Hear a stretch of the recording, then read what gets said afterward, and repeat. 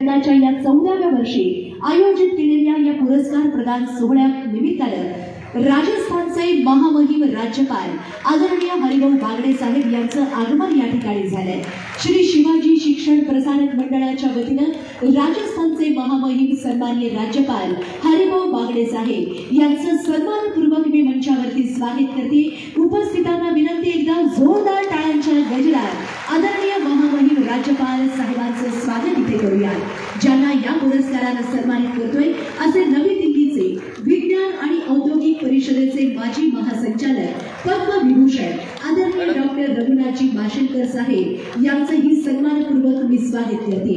राजीव गांधी विज्ञान आणि तंत्रज्ञान आयोग मुंबईचे अध्यक्ष पद्मविभूषण माननीय डॉक्टर अनिलजी काकोडकर साहेब यांचंही आजच्या या कार्यक्रमासाठी मी सन्मानपूर्वक स्वागत करते। या बार्शी नगरीचे माजी आमदार सन्माननीय राजेंद्रजी राऊत साहेब यांचंही आगमन या मंचावरती झालेलं आहे। मी त्यांचंही आजच्या या सोहळ्यासाठी कार्यक्रमाच्या संयोजन समितीच्या वतीनं मनपूर्वक स्वागत करते। या मंचावरती विराजमान होत आहेत या संस्थेचे अध्यक्ष डॉक्टर बी.वाय. यादव सर, उपाध्यक्ष सन्माननीय एन.एन. जगदाळे सर आणि सचिव असलेले पी.टी. पाटील साहेब। या सगळ्याच मान्यवरांचं आजच्या या सोहळ्यासाठी मी कार्यक्रमाच्या संयोजन समितीच्या वतीनं सन्मानपूर्वक स्वागत करते। श्री शिवाजी शिक्षण प्रसारक मंडळ बार्शीच्या या संस्थेचे संस्थापक, संवर्धक, प्रेरणा स्रोत असलेले कर्मवीर डॉक्टर बाबासाहेब जगदाळे यांची जयंती आज आपण समाज दिन म्हणून प्रत्येक वर्षी मोठ्या भक्तिभावानं या ठिकाणी साजरा करतोय। श्री शिवाजी शिक्षण प्रसारक मंडळाची आज संपूर्ण 2 जिल्ह्यामध्ये याचं कार्यक्षेत्र विस्तारलेलं आहे। 58 शाखा, 50,000पेक्षा जास्त विद्यार्थी, 4,000पेक्षा जास्त शिक्षक आणि शिक्षकेतर कर्मचारी, संपूर्ण हा डोलारा सन्माननीय बाबासाहेबांच्या नेतृत्वाखाली या ठिकाणी उभा राहिला। खरं तर पैसा वाचून कष्टकरी वर्गाच्या मुलांचं शिक्षण थांबलं नाही पाहिजे ही तळमळ मनामध्ये घेऊन सर्वसामान्य शेतकरी बांधवांची मुलं आज या ठिकाणी शिकली पाहिजे म्हणून या संस्थेची स्थापना झाली। संपूर्ण आयुष्य समाजसेवेसाठी, राष्ट्रसेवेसाठी वेचलेल्या आदरणीय बाबासाहेबांच्या विचारांचा वसा आणि वारसा पुढे घेऊन जाणाऱ्या आजच्या या सोहळ्याची सुरुवात प्रत्येकाच्या मनामध्ये ही देशभक्ती या ठिकाणी जागृत करत राष्ट्रगीतानं या सोहळ्याची सुरुवात या ठिकाणी आपण करतोय। तेव्हा मी उपस्थितांना विनंती करते, राष्ट्रगीताच्या सन्मानार्थ आपण सर्वांनी उभं राहावं आणि आजच्या या सोहळ्याची सुरुवात राष्ट्रगीतानं इथं होती।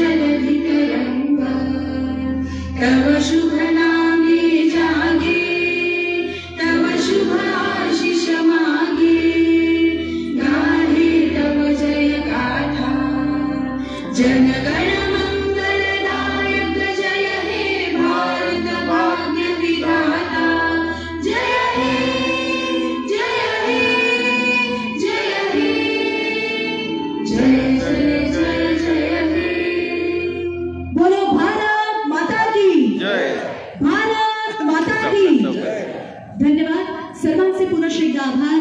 आणि श्री शिवाजी शिक्षण प्रसारक मंडळ बार्शीच्या वतीने कर्मवीर डॉक्टर बाबासाहेब जगदाळे समाज परिवर्तन गौरव पुरस्कार प्रदान सोहळ्याच्या निमित्तानं मी उपस्थित असलेल्या आपण सर्व निमंत्रित मान्यवरांचं पुनश्च एकदा या सोहळ्यासाठी मनपूर्वक स्वागत करते।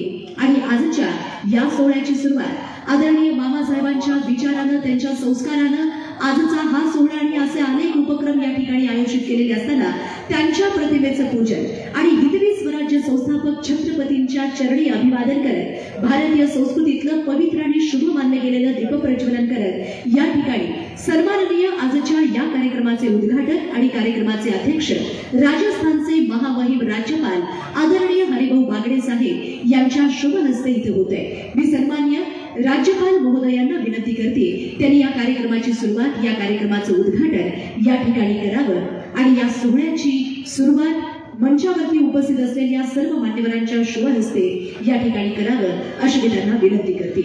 खरं तर शब्दांची पूजा करत नाही, माणसांसाठी आरती गातो, ज्यांच्या गावात सूर्य नाही त्यांच्या हातात उजेड देतो, अशा उक्तीप्रमाणे ओठांतलं वक्तृत्व वयोगटातलं कर्तृत्व, हृदयातलं दातृत्व आणि अवघ्या कार्य करणाऱ्या या शिवाजी शिक्षण प्रसारक मंडळातील सदस्यांवरती नेहमीच मायेची छाया घडणारं मातृत्व घेऊन प्रत्येकाला आज नेहमी आदर्शवत वाटावं असं योगदान आदरणीय मामासाहेबांच्या नेतृत्वाखाली इथं लाभलंय आणि आज त्यांच्या विचारांचा वसा आणि वारसा पुढे घेऊन जाणाऱ्या या कर्मवीर डॉक्टर मामासाहेब जगदाळे समाज परिवर्तन गौरव पुरस्कार वितरण समारंभ सोहळा यंदाच्या 14व्या वर्षी आयोजित केले आणि याचं उद्घाटन होतोय जोरदार टाळ्यांच्या गजरात। या कार्यक्रमाच्या उद्घाटनाला आपण इथे शुभेच्छा देऊया। अंधार फार वाढतोय, आता दिवा जपला पाहिजे, गरज पडली तर पडतीमध्ये सूर्य आणून ठेवलाच पाहिजे आणि शेतकऱ्यांची मुलं केवळ बांधावरती न राहता त्यांना चांगलं शिक्षण मिळावं यासाठी या संस्थेच्या माध्यमातून KG ते PG असं उच्च दर्जाचं शिक्षण आपल्या मातीतून घेण्याची सोय आदरणीय मामासाहेबांच्या नेतृत्वाखाली श्री शिवाजी शिक्षण प्रसारक मंडळ बार्शीच्या वतीनं या ठिकाणी करण्यात आली आहे। सारा अंधेरा दूर करने के लिए ये दीप जलाया है, जलाने वाले सिर्फ बातें ही नहीं, इस उत्सव में कुछ अपनी जान भी मिलाई है। असं या कार्यक्रमाचं उद्घाटन करणाऱ्या सर्व सन्माननीय मान्यवरांचं मी विशेष आभार व्यक्त करते आणि सर्व सन्माननीय मान्यवरांनी स्थानापन्न व्हावं अशा सगळ्याच मान्यवरांना मी विनंती करते। प्रतिमेचं पूजन आणि दीप प्रज्वलनातून या कार्यक्रमाची सुरुवात करणाऱ्या मान्यवरांचे आभार। अतिथी देवो भव ही आपली संस्कृती आणि संस्कार आहे आणि या निमित्तानं मंचावरती उपस्थित असलेल्या सर्व सन्माननीय अतिथी मान्यवरांचं स्वागत आपल्या स्वागतपर मनोगताच्या माध्यमातून या ठिकाणी होतंय आणि या ठिकाणी मी विनंती करते या श्री शिवाजी शिक्षण प्रसारक मंडळाचे सन्माननीय अध्यक्ष श्री DY यादव सर यांनी आपल्या स्वागतानं या कार्यक्रमाची सुरुवात या ठिकाणी करावी। आमंत्रित करते या संस्थेचे अध्यक्ष डॉक्टर BY यादव सर यांनी स्वागतानं या कार्यक्रमाची सुरुवात या सोहळ्याची सुरुवात इथं करावी। कर्मवीर डॉक्टर मामासाहेब जगदाळे समाज परिवर्तन गौरव पुरस्कार 2025 चे वितरण आज होत आहे। या कार्यक्रमाचे अध्यक्ष राजस्थानचे राज्यपाल महासचिव हरिभाऊ बागडे साहेब, आजचे विशेष सत्कार मूर्ती तथा पद्मविभूषण प्रोफेसर डॉक्टर रघुनाथ माशेलकर साहेब, तसेच दुसरे सत्कार मूर्ती पद्मविभूषण डॉक्टर अनिल काकोडकर साहेब, बार्शी तालुक्याचे आमदार राजाभाऊ राऊत, संस्थेचे सर्व पदाधिकारी, कार्यकारिणीचे सदस्य, संचालक, विविध शाखांचे शाखा प्रमुख, शिक्षक, शिक्षकेतर कर्मचारी, सर्व पत्रकार बंधू, उपस्थित सर्व बंधू आणि भगिनींनो, जे का रंजले गांजले त्याशी मही जो आपुले, साधू ते तोची ओळखावा, देव तेथेची जाणावा, ही मामासाहेबांची विचारधारा घेऊन कार्यरत असणाऱ्या या संस्थेच्या वतीने दिला जाणारा यंदाचा कर्मवीर मामासाहेब जगदाळे समाज परिवर्तन गौरव पुरस्कार दोन्ही कर्तृत्वान व्यक्तींना दिला जातोय, याचा आम्हा सर्वांना विलक्षण आनंद होत आहे। आपल्या कर्तृत्वाने आभाळा एवढी उंची गाठणाऱ्या व्यक्तींना आजवर या पुरस्काराने सन्मानित करण्यात आलेले आहे। याच साखळीतील आजचे दोन्ही पुरस्कार विजेते आहेत। मामासाहेबांनी या ठिकाणी शिक्षणासाठी प्रवेशद्वार म्हणून सर्वांसाठी खुलं केलं, त्याचबरोबर शिक्षण क्षेत्रामध्ये काम करून एक आरोग्याची ग्रामीण भागामध्ये सेवा पुरवावी म्हणून गेल्या 50 वर्षापासून जगदाळे मामा हॉस्पिटल या ठिकाणी काम करत आहे। या हॉस्पिटलची आज 300 बेडची कॅपॅसिटी असून सर्व प्रकारचे कन्सल्टंट आहेत आणि विशेष म्हणजे वर्ल्ड हेल्थ ऑर्गनायझेशनच्या दिलेल्या नॉन प्रमाणे बार्शीमध्ये तालुक्याच्या ठिकाणी ट्रोमा सेंटर उभा आहे।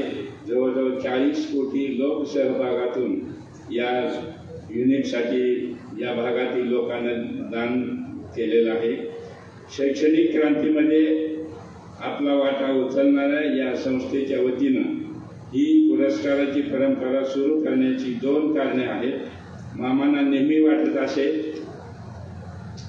देशासाठी योगदान देणारे तसेच मानवतावाद जपणाऱ्या कर्तृत्वान व्यक्ती आपल्या शिक्षण संकुलात यावे, त्यांनी विद्यार्थ्याशी बोलावे, विद्यार्थ्यांना यातून नवी ऊर्जा व प्रेरणा मिळावी, याच भूमिकेतून आजवर जिरी लाड आदर्श म्हणून ज्यांच्याकडे पाहिले जाते असे गणपतरावजी देशमुख, क्रांतिकारी नागनाथांना नायकवाडी, ज्येष्ठ साहित्यिक समीक्षक डॉक्टर सुनील कुमार लवटे अशा जमिनीवर राहून आभाळ कवेत घेणाऱ्या माणसांना आम्ही हा पुरस्कार दिला आहे.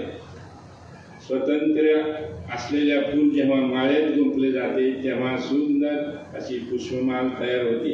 अशीच कर्तृत्वान सिद्ध करणाऱ्या व्यक्तींची आशीर्वाद पुष्पमाला तयार करण्यासाठी आज पुन्हा एकदा आम्हाला पद्मविभूषण प्रोफेसर डॉक्टर रघुनाथ माशेलकर साहेब, पद्मभूषण डॉक्टर अनिल काकोडकर साहेब या दिग्गजांना या पुरस्काराच्या मालिकेत गुंफताना मनस्वी आनंद होत आहे.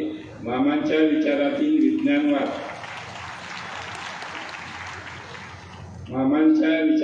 विज्ञानवाद दृष्टिकोन पुढे घेऊन जाणाऱ्या दोन्ही महनीय व्यक्ती आहेतच, शिवाय आभाळ कवेत घेणारे व्यक्तिमत्व म्हणून सारा देश त्यांच्याकडे पाहतो आहे. दोन दिग्गज पुरस्कार विजेत्यांचे अभिनंदन करून आपल्या सर्वांचे स्वागत करून माझ्या वाणीला मी पूर्ण विराम देतो. धन्यवाद. सन्माननीय यादव सरांनी या कार्यक्रमाचं स्वागत या ठिकाणी केलं, यासाठी त्यांचे आभार व्यक्त करते. सजली धजली फुले देखणी खरा सोहळा त्यांचा, सत्कारच हा नसतो आपला असतो हार फुलांचा. फुलासारखा जन्म असावा गंध सौख्य देणारा, फुलता फुलता दुसऱ्यासाठी कल्पवृक्ष होणारा. आणि कल्पवृक्षाप्रमाणे आपल्याला मार्गदर्शित करण्यासाठी उपस्थित असलेल्या मंचावरील सर्व निमंत्रित मान्यवरांचं स्वागत आणि त्यांचा यथोचित सन्मान श्री शिवाजी शिक्षण प्रसारक मंडळ बार्शीच्या वतीने इथं होतोय. खरं तर कुठल्याही माणसाचं यश त्याच्या गळ्यातल्या सोनसाखळीच्या लांबीवरून नाही, तर त्याच्या मनगटातल्या कर्तृत्वाच्या फूटपट्टीवर मोजलं जातं. आणि असं कर्तृत्व लाभलेले आजच्या या कार्यक्रमाचे प्रमुख अतिथी मान्यवर राजस्थानचे महामहिम राज्यपाल आदरणीय हरिभाऊ बागडे साहेब यांचं स्वागत आणि त्यांचा यथोचित सन्मान श्री शिवाजी शिक्षण प्रसारक मंडळाच्या वतीनं या ठिकाणी संपन्न होतोय. मी या संस्थेचे सन्माननीय अध्यक्ष असलेले डॉक्टर B.Y. यादव सरांना विनंती करते आपण त्यांचं स्वागत करावं. अत्यंत साधी राहणी आणि उच्च विचारसरणी हे आपण नेहमी ऐकतोय, परंतु खरं रूप या सन्माननीय राज्यपाल महामहिम राज्यपाल असलेले हरिभाऊ बागडे साहेब यांच्या रूपाने इथे दिसतंय. वयाच्या 13व्या वर्षापासून राष्ट्रीय स्वयंसेवक संघात त्यांनी काम केलं. संघाचं मुखपत्र असलेल्या साप्ताहिक विवेकमध्ये त्यांनी आपल्या या कार्याला सुरुवात केली. महाराष्ट्राचे पहिले मुख्यमंत्री यशवंतराव चव्हाण आणि वसंतराव नाईक यांच्या या मंत्रिमंडळामध्ये त्यांनी आपलं योगदान देण्यासाठी आणि समाजाची सेवा करण्यासाठी आपलं राजकारणामध्ये या ठिकाणी पदार्पण केलं. आणि सलग 5 वेळा आपल्या मतदारसंघाचं नेतृत्व करत असताना आज राजस्थानचे महामहिम राज्यपाल म्हणून आपल्या सर्वांना ते इथं संबोधित करण्यासाठी उपस्थित आहे. मी त्यांचं पुन्हा एकदा सन्माननीय हरिभाऊ बागडे साहेब महामहिम राज्यपाल राजस्थान यांचं श्री शिवाजी शिक्षण प्रसारक मंडळाच्या वतीनं पुनः एकदा स्वागत करते. आजच्या या कार्यक्रमाचे आमचे दुसरे उपस्थित असलेले मान्यवर बार्शीचे माजी आमदार सन्माननीय राजेंद्रजी राऊत साहेब यांचंही आगमन झाले. मी या संस्थेचे सन्माननीय उपाध्यक्ष N.A. जगदाळे सर आपल्याला विनंती करते आपल्या शुभ हस्ते आजच्या या कार्यक्रमाचे आमचे प्रमुख अतिथी मान्यवर या बार्शी नगरीचे माजी आमदार आणि लोकप्रिय नेते बार्शी सन्माननीय राजेंद्रजी राऊत साहेब यांचं स्वागत, त्यांचा यथोचित सन्मान या ठिकाणी करावा. आजच्या या सोहळ्याला आवर्जून आपल्या शुभेच्छा देण्यासाठी उपस्थित असलेले माजी आमदार सन्माननीय राजेंद्रजी राऊत साहेब यांचं या सोहळ्यासाठी मी कार्यक्रमाच्या संयोजन समितीच्या वतीनं इथं मनपूर्वक स्वागत करते आणि त्यांचा यथोचित सन्मान या संस्थेचे सन्माननीय उपाध्यक्ष N.A. जगदाळे साहेब यांच्या हस्ते होतोय. टाळ्यांच्या गजरात आपण त्यांचंही स्वागत करूया. आणि यानंतर ज्या कार्यक्रमासाठी आपण आवर्जून उपस्थित आहात तो म्हणजे आजच्या श्री शिवाजी शिक्षण प्रसारक मंडळ बार्शीच्या वतीनं देण्यात येणाऱ्या कर्मवीर डॉक्टर मामासाहेब जगदाळे समाज परिवर्तन गौरव पुरस्कार प्रदान सोहळा इथं संपन्न होतोय. सुरुवातीला ज्या मान्यवरांना आपण सन्मानपत्राच्या माध्यमातून इथं सन्मानित करतोय त्या सन्मानपत्राचं वाचन इथं होईल आणि यानंतर महामहिम राज्यपाल साहेबांच्या शुभ हस्ते त्यांना समाज परिवर्तन गौरव पुरस्कार देऊन सन्मानित करण्यात येईल. सुरुवातीला ज्यांना आपण या पुरस्काराच्या माध्यमातून सन्मानित करतोय असे राजीव गांधी विज्ञान आणि तंत्रज्ञान आयोग मुंबईचे अध्यक्ष पद्मभूषण डॉक्टर अनिल पुरुषोत्तम काकोडकर साहेब यांना देण्यात येणाऱ्या सन्मानपत्राचं मी सुरुवातीला वाचन करते. कर्मवीर डॉक्टर मामासाहेब जगदाळे समाज परिवर्तन गौरव पुरस्कार 2025 सन्मानपत्र आदरणीय पद्मविभूषण डॉक्टर अनिल पुरुषोत्तम काकोडकर अध्यक्ष राजीव गांधी विज्ञान आणि तंत्रज्ञान आयोग मुंबई यांना श्री शिवाजी शिक्षण प्रसारक मंडळ बार्शी या संस्थेच्या वतीनं कर्मवीर डॉक्टर मामासाहेब जगदाळे समाज परिवर्तन गौरव पुरस्कार 2025 हा पुरस्कार आपणास राजस्थानचे राज्यपाल माननीय श्री हरिभाऊ बागडे साहेब यांच्या शुभ हस्ते प्रदान करताना आम्हास अपार आनंद होत आहे। भारताच्या विज्ञान तंत्रज्ञान आणि विशेषतः अणु ऊर्जा क्षेत्रात आपल्या ध्यासपूर्ण संशोधन वृत्तीमुळे आमूलाग्र परिवर्तन घडून आलं आहे। आपले निस्वार्थ योगदान आणि उच्च तांत्रिक दृष्टिकोन यामुळे आपले नाव राष्ट्रीय आणि आंतरराष्ट्रीय पातळीवरती आदराने घेतलं जात आहे। मुंबई विद्यापीठाकडून अभियांत्रिकी पदवी 1963 साली प्राप्त झाल्यावर लगेचच आपण Bhabha atomic research centre BARC Mumbai या संस्थेत संशोधनाचं काम सुरू केलं। ध्रुव अणुऊर्जा प्रकल्प या नवीन परंतु उच्च तांत्रिक संकल्पनासह बांधकाम 1974 आणि 1998 या वर्षी भारताने केलेल्या शांततामय अणु चाचण्या यामध्ये आपला सिंहाचा वाटा होता। यामुळेच भारत अणुशक्तीबाबत जागतिक स्तरावरती झळकला। पुढे याच संस्थेचे संचालक पदही आपण भूषवले। भारत देश ऊर्जा निर्मितीबाबत स्वयंपूर्ण झाला पाहिजे त्या ध्यासातून भारताचे स्वतःचे प्रेशराइज्ड हेवी वॉटर रिएक्टर तंत्रज्ञान हे भारतातच विकसित करण्याचा आपण पाया घातला। भारतातच सहज उपलब्ध आणि स्वस्त असणाऱ्या थोरियम खनिज संपत्तीचा वापर करून एक अद्वितीय आणि सुरक्षित रिएक्टर सिस्टीम आपण अथक संशोधनांती शोधून आणि विकसित करून एक आधुनिक हेवी वॉटर रिएक्टर तयार करण्यासाठी आपण सतत प्रयत्नशील आहात। हे पाहून आम्हा भारतीयांचा ऊर अभिमानाने भरून येतोय। आपल्या या कार्याच्या गौरवार्थ आपणास अनेक सन्मानासह महाराष्ट्र भूषण, पद्मश्री, पद्मभूषण, पद्मविभूषण या नागरी पुरस्कारांनी सन्मानित करण्यात आलेले आहे। आमच्या संस्थेचे संस्थापक कर्मवीर डॉक्टर मामासाहेब जगदाळे यांचे जीवन कार्य आणि शिक्षणातून समाज परिवर्तन या त्यांच्या विचारसरणीशी समरूप असलेल्या आपल्या कार्याचा गौरव करण्यासाठी आपणास हा पुरस्कार प्रदान करताना आम्हास आपला नितांत आदर वाटतोय। या पुरस्कारामुळे आपल्या सन्मानाबरोबरच समाजाकरिता नवीन वाटा निर्माण करण्यासाठी पुढील पिढ्यांनाही निश्चित प्रेरणा मिळेल।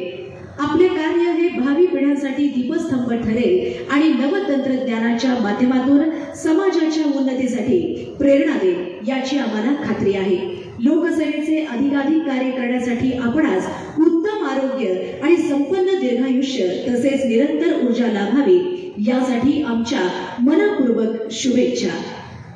आपले विनीत अध्यक्ष डॉक्टर BY यादव सर, उपाध्यक्ष doctor NN Jagdale sir, general secretary सन्माननीय PT Patil sir, joint secretary सन्माननीय AP देवडवार साहेब, खजिनदार तथा चेअरमन सांस्कृतिक विभाग मंडळ JC शितोळे सर, या सर्वांच्या वतीने अर्थातच श्री शिवाजी शिक्षण प्रसारक मंडळ बार्शीच्या वतीने हे सन्मानपत्र पद्मविभूषण डॉक्टर अनिल पुरुषोत्तम काकोडकर साहेब यांना प्रदान करण्यात येते। त्यांच्या कार्यासाठी एकदा जोरदार टाळ्यांच्या गजराच्या माध्यमातून आपण सन्मानित करावे।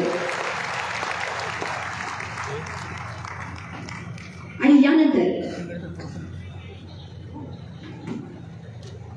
ज्यांना हा पुरस्कार या ठिकाणी आपण सन्माननीय महामहिम राज्यपाल आदरणीय हरिभाऊ बागडे साहेब यांच्या शुभ हस्ते या ठिकाणी प्रदान करतोय असे सन्माननीय डॉक्टर अनिलजी पुरुषोत्तम काकोडकर साहेब यांना हा पुरस्कार सन्माननीय महामहिम राज्यपाल यांच्या शुभ हस्ते प्रेमाची आणि आपुलकीची शाल, सन्मान चिन्ह, सन्मान पत्र आणि रोख रक्कम 1 लाख रुपये देऊन हा पुरस्कार सन्माननीय आजच्या या कार्यक्रमाचे प्रमुख अतिथी मान्यवर महामहिम राज्यपाल राजस्थान हरिभाऊ बागडे साहेब यांच्या शुभ हस्ते या ठिकाणी देण्यात येतोय।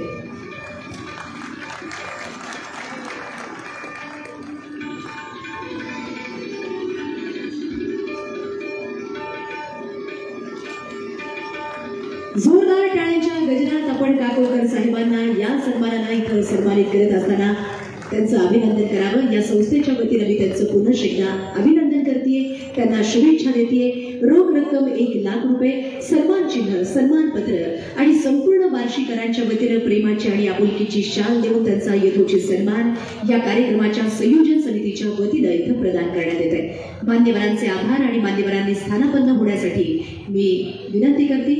1 लाख रुपयाचा हा चेक, त्याची प्रतिकृती सन्मान्य काकोडकर साहेबांना आपण या निमित्ताने इथं देतोय।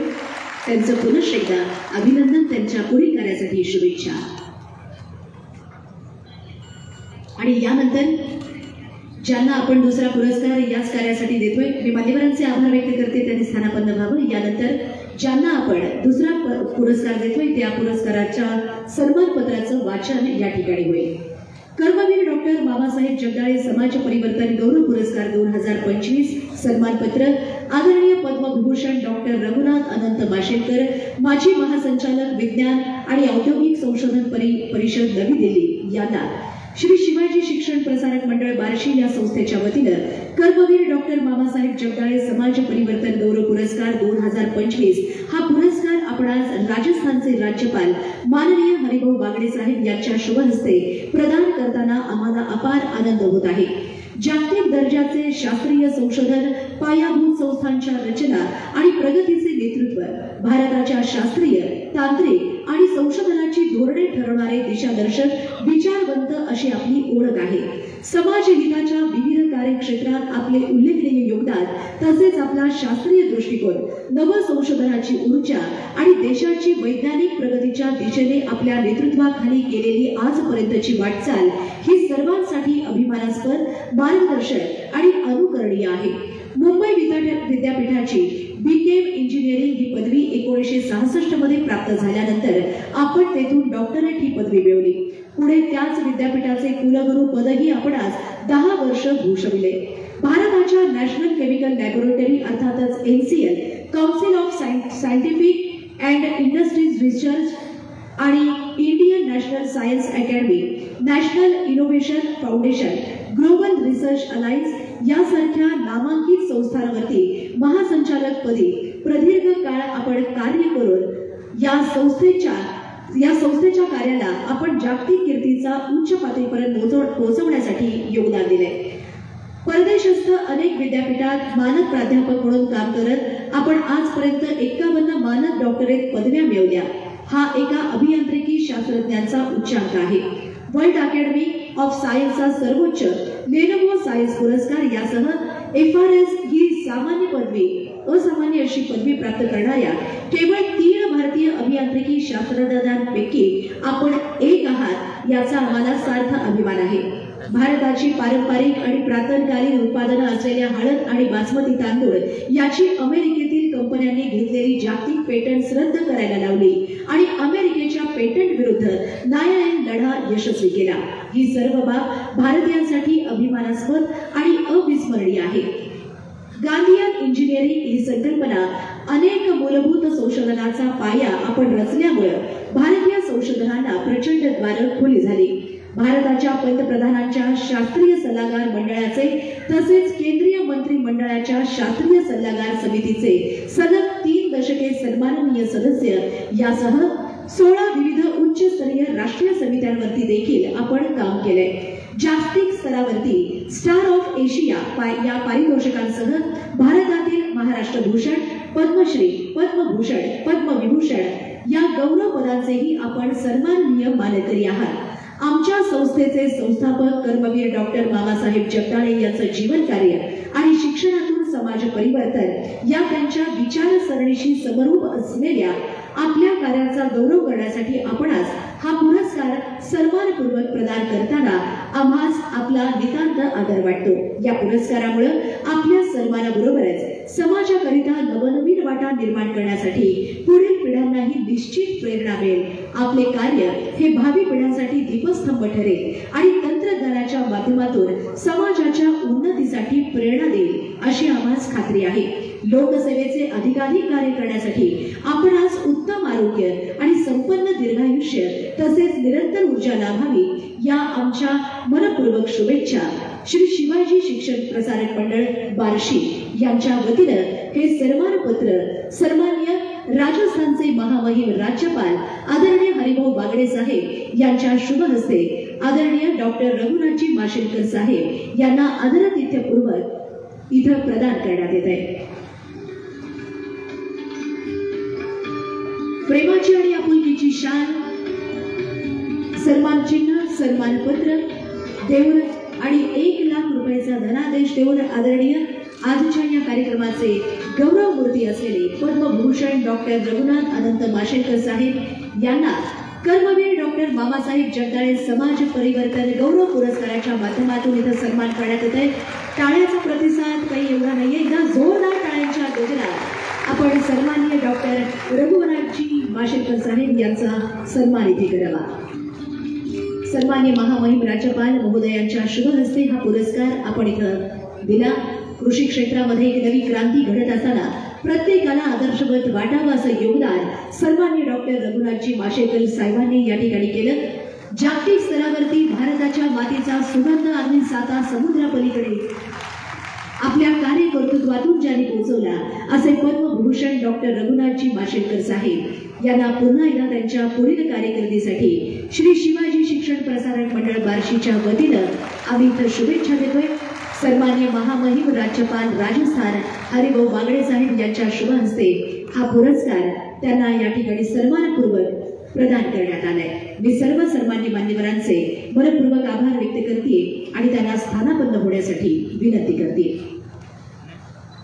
यानंतर या संस्थेच्या वतीने या संपूर्ण कार्यक्रमाच्या पाठीमागचा उद्देश इथे व्यक्त होतोय आणि या निमित्तानं मी विनंती करते सन्माननीय या संस्थेचे सन्माननीय सचिव असलेले पी.टी. पाटील साहेब यांनी हा उद्देश या ठिकाणी व्यक्त करावा, यासाठी मी त्यांना आमंत्रित करते। सन्माननीय श्री या संस्थेचे सचिव असलेले पी.टी. पाटील साहेब यांनी हा उद्देश या ठिकाणी व्यक्त करावा अशी विनंती। कर्मवीर डॉक्टर मामासाहेब जगदाळे समाज परिवर्तन गौरव पुरस्काराच्या कार्यक्रमासाठी आवर्जून उपस्थित असलेले या कार्यक्रमाचे अध्यक्ष राजस्थान राज्याचे महामहिम राज्यपाल आदरणीय हरिभाऊ बागडे साहेब उर्फ नाना, आजचे विशेष सत्कार मूर्ती तथा पद्मविभूषण प्रोफेसर डॉक्टर रघुनाथ माशेलकर साहेब, तसेच दुसरे सत्कार मूर्ती पद्मविभूषण डॉक्टर अनिल काकोडकर साहेब, माजी आमदार राजेंद्र राऊत साहेब, संस्थेचे सर्व पदाधिकारी, कार्यकारी सदस्य, संस्था सदस्य, संचालक, विविध शाखांचे शाखा प्रमुख, शिक्षक, शिक्षकेतर कर्मचारी, उपस्थित बंधू आणि भगिनींनो, इवलेसे रोप लाविल्याद्वारे त्याचा वेलू गेला गगनावर याप्रमाणे कर्मवीर डॉक्टर मामासाहेब जगदाळे यांनी 1934 साली उभारलेल्या संस्थेच्या आज भव्य शिक्षण संकुलात रूपांतर झाले आहे। प्रसंगी अन्नधान्य गोळा करत गोरगरीब बहुजनांच्या उमऱ्यापर्यंत शिक्षणाची गंगा वाहत राहावी यासाठी शिवाजी बोर्डिंग पासून सुरू झालेला हा प्रवास श्री शिवाजी शिक्षण प्रसारक मंडळापर्यंत आलेला आहे। हा प्रवास केवळ 1 वर्षाचा दिवसाचा नसून तो विश्वासाचा, गुणवत्तेचा, प्रबोधनाचा, ज्ञानदानाचा, प्रगतीचा आणि कार्यकर्तृत्वाच्या विस्ताराचा आहे। या प्रवासामध्ये एकमेकास सहाय्य करू अवघे धरू सुपंथ हा संत तुकडोबांचा विचार आधी लोप पाहू दिला नाही। म्हणूनच वर्तमान स्थितीत संस्थेची 5 महाविद्यालये, 14 माध्यमिक शाळा, 12 उच्च माध्यमिक शाळा, 5 प्राथमिक शाळा, 1 शिशु संस्कार केंद्र, 2 कृषी पदविका महाविद्यालय, BSc नर्सिंग, ANM, GNM अभ्यासक्रम व नव्यानं सुरू झालेले 1 कृषी महाविद्यालय आहे। 5 महाविद्यालयांचे राष्ट्रीय मूल्यांकन पूर्ण झालेले असून या राष्ट्रीय नॅक मूल्यांकनात श्री शिवाजी महाविद्यालयाला सलग 3ऱ्यांदा अमानांकन प्राप्त झाले आहे। 2 महाविद्यालयाला B++ मानांकन प्राप्त झाले आहे। शिक्षणशास्त्र महाविद्यालय व शाहू महाविद्यालय A+ मानांकन मिळाले। विशेष म्हणजे अशा प्रकारे मानांकन मिळालेले आमचे विधी महाविद्यालय राज्यातील दुसरे महाविद्यालय ठरले आहे। भौतिक सुविधा, गुणवत्ता अर्थात शिक्षण आणि मूल्य शिक्षण अशा संयुक्त शिक्षण पद्धतीमुळे हे यश मिळाल्याचे आवर्जून नमूद करावे वाटते। 30,000 विद्यार्थी, 1600 कर्मचारी असा शिक्षण संस्था आहे। संस्थेचे वार्षिक अंदाजपत्र 155 कोटीचे असून ही खऱ्या अर्थाने जनतेचा आमच्यावर असलेल्या विश्वासाची महत्वाची खूण आम्ही समजतो। संस्थेने सुरू केलेल्या स्पर्धा मार्गदर्शन केंद्राचा परिणाम म्हणून श्री शिवाजी महाविद्यालय व शंकरराव निंबाळकर महाविद्यालयातील यावर्षी 5 विद्यार्थी उपजिल्हाधिकारी, PSI, मंत्रालय सहाय्यक अशा विविध महत्वाच्या पदापर्यंत पोहोचलेले आहेत. विद्यापीठ स्तरावर झालेल्या 19 युवक महोत्सवापैकी 13 महोत्सवात श्री शिवाजी महाविद्यालयाच्या विजेतेपदाचा झेंडा रोवला आहे. तर विद्यार्थ्यांनी वैयक्तिक स्तरावर 10 सुवर्ण पदकाची कमाई केलेली आहे. नवीन शैक्षणिक धोरणाचा अभ्यास करून आवश्यक ते सारे बदल करत संस्था यासाठी देखील सज्ज आहे. संस्थेचे प्रयत्न व जनतेचा आमच्यावरील विश्वास यामुळे मामांची विचारधारा पुढे घेऊन जाण्यात आम्ही यशस्वी ठरत आहोत. म्हणूनच श्री शिवाजी महाविद्यालय येथे 2.5 कोटी रुपये खर्च करून विद्यार्थ्यांना संशोधनास भरपूर वाव देण्यासाठी incubation centre, student facility centre तसेच अत्याधुनिक प्रयोगशाळा असणारी इमारत आम्ही आता नुकतीच पूर्ण केलेली आहे. मामांनी लावलेला शिक्षण आणि संस्काराचा नंदादीप आजही तेवत असून या प्रकाशामध्ये अनेक अंधारातले घटक यामुळे उजळून निघत आहेत. विशेष म्हणजे ज्ञानबंदिराबरोबरच 1975 मध्ये मामांनी गोरगरिबांसाठी हक्काचे वाटावे असे आरोग्य मंदिरची उभारणी केली. या आरोग्य मंदिराचे आज जगदाळे मामा हॉस्पिटलच्या रूपानं 400 बेडमध्ये रूपांतर झालेले आहे. जाताना इतकंच सांगेल, बेहतर से बेहतर तलाश करो, अगर नदी मिल जाए तो समुद्र की तलाश करो. याप्रमाणे आम्ही यापुढे नव्याच्या शोधात राहू, प्रयत्न करू आणि पुढे जातच राहू. धन्यवाद. या कार्यक्रमाचा उद्देश सन्माननीय पाटील साहेबांनी या ठिकाणी व्यक्त केला, यासाठी त्यांचे आभार व्यक्त करते. आणि या संस्थेच्या वतीनं ज्यांना यंदाच्या वर्षी आपण कर्मवीर डॉक्टर मामासाहेब जगदाळे समाज परिवर्तन गौरव पुरस्कार या सोहळ्याच्या माध्यमातून इथं देऊन सन्मानित केलं, असे आजच्या कार्यक्रमाचे गौरवमूर्ती ज्यांच्या मनामध्ये कृतज्ञतेच्या भावना या पुरस्काराच्या प्रसंगी हा पुरस्कार स्वीकारणा निर्माण झाले, अशा त्यांच्या भावना आपल्या मनोगतातून ते या ठिकाणी व्यक्त करतायत. आणि या निमित्तानं मी आमंत्रित करते ज्यांना आपण या पुरस्कारानं सन्मानित केलं असे सन्माननीय राजीव गांधी विज्ञान आणि तंत्रज्ञान परिषद मुंबईचे संचालक असलेले सन्माननीय प्राध्यापक डॉक्टर अनिलजी काकोडकर सर यांनी हा पुरस्कार इथं स्वीकारत असताना या प्रसंगी आपलं या मनोगताच्या माध्यमातून कृतज्ञतेच्या भावना आणि हा आनंद या ठिकाणी व्यक्त करावा अशी विनंती. नमस्कार. आजच्या कार्यक्रमाचे अध्यक्ष राजस्थानचे राज्यपाल महामहिम श्री हरिभाऊ बागडे, आज या कार्यक्रमात उपस्थित असलेले आणि ज्यांना कर्मवीर डॉक्टर मामासाहेब जगदाळे समाज परिवर्तन गौरव पुरस्काराने सन्मानित करण्यात येणार आहे ते माझे मित्र डॉक्टर रघुनाथ माशेलकर, माजी आमदार श्री राजेंद्र राऊत, संस्थेचे अध्यक्ष डॉक्टर यादव, उपाध्यक्ष श्री जगदाळे, जनरल सेक्रेटरी श्री प्रकाश पाटील, मंचावर आणि मंचावर तुमच्या समोर उपस्थित सर्व मान्यवर आणि बंधू भगिनींनो, सर्वप्रथम आज आपण या कर्मवीर डॉक्टर मामासाहेब जगदाळे समाज परिवर्तन गौरव पुरस्काराने मला सन्मानित केले त्याबद्दल मी आपला सर्वांचा आणि विशेषतः शिवाजी शिक्षण प्रसारक मंडळ बार्शी या शिक्षणाच्या बाबतीत आणि त्याचबरोबर स्वास्थ्य सेवेच्या बाबतीत खूप चांगलं आणि प्रदीर्घ काम करत असलेल्या संस्थेचा ऋणी आहे. त्यांच्याबद्दल मी आभार व्यक्त करू इच्छितो आणि अत्यंत विनम्र भावनेने आपण हा दिलेला पुरस्कार स्वीकार करण्यात मला अत्यंत आनंद होतो.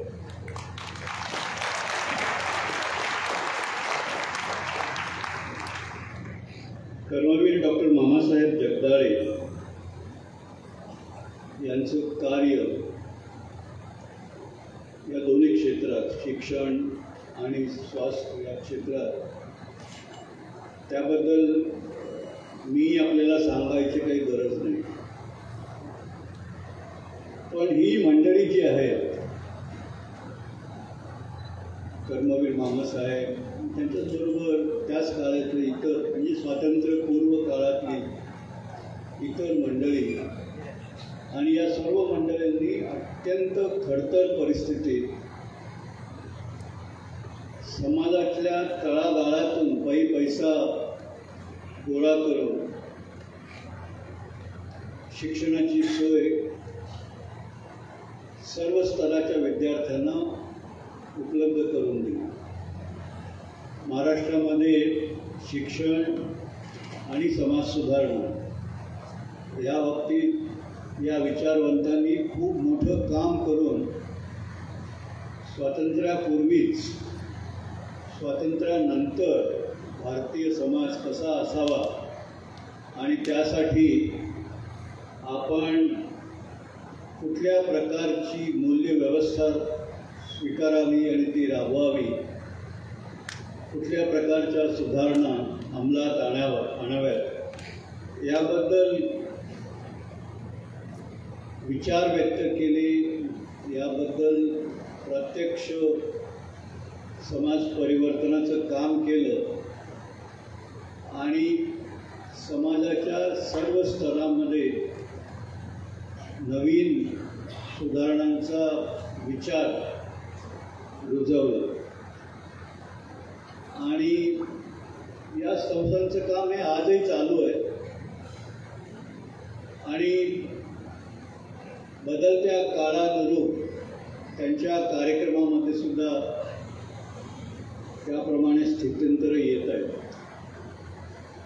म्हणजे मगाशी आपल्याला सांगितलं की इथे आता नवीन जमाना आहे, नवीन तंत्रज्ञान पुढे यायला हवं, ते तंत्रज्ञान आपणच आपल्या इथेच निर्माण करायला हवं आणि म्हणून शिक्षण संस्थांमधून इनोव्हेशन बद्दल खूप काम होतं आहे. या संस्थेत पण जे काम होते त्याची माहिती आपल्याला मगाशी मिळाली. आणि या संस्थांचं काम हे जे आहे हे अत्यंत मूलभूत असं आहे आणि अशा या दूरगामी विचार करणाऱ्या संस्थांकडनं अशा प्रकारचा पुरस्कार मिळणं, आपण केलेल्या कामाची अशा प्रकारची पोचपावती मिळणं, हे मला वाटतं त्याचं महत्त्व माझ्या दृष्टीने अनमोल आहे. आणि म्हणूनच मला असं वाटतं की हा पुरस्कार स्वीकारता समयी याचा पुढचा जो काळ आहे त्यामध्ये अर्थात पुढचा काळ हा तंत्रज्ञानाचा आहे, त्याही पुढे जाऊन ज्ञानयुगाचा काळ आहे.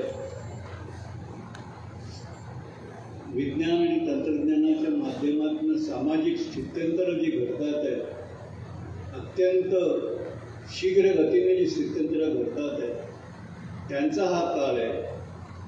आणि अशा झपाट्याने बदलत्या परिस्थितीत सामाजिक मूल्य कशी सांभाळायची, नवीन तंत्रज्ञानाचे फायदे, नवीन तंत्रज्ञानाने प्रत्येक व्यक्ती, तळागाळातील व्यक्ती सक्षम कशी होईल याबद्दल सजग असतानाच या नवीन तंत्रज्ञानाचे दुष्परिणाम आपण कसे दूर ठेवू शकू आणि त्यासाठी प्रत्येक व्यक्तीमध्ये, प्रत्येक तरुण व्यक्तीमध्ये जी मूल्य रुजवायला हवी ती कशा प्रकारची हवी, ते काम कशा प्रकारे करायला हवं, हे अशा प्रकारच्या शैक्षणिक संस्थांमधूनच हे काम पुढे जाणार आहे. आणि म्हणूनच असल्या संस्थांमध्ये येण्यात मला नेहमीच अप्रूप वाटतं, त्यांच्या कामाचं नेहमीच कौतुक वाटतं. आणि इथल्या सर्व शिक्षक मंडळी हे जे काम पुढे नेतात आहेत त्या कामाला सलाम करावंसं वाटतं, तिथे नतमस्तक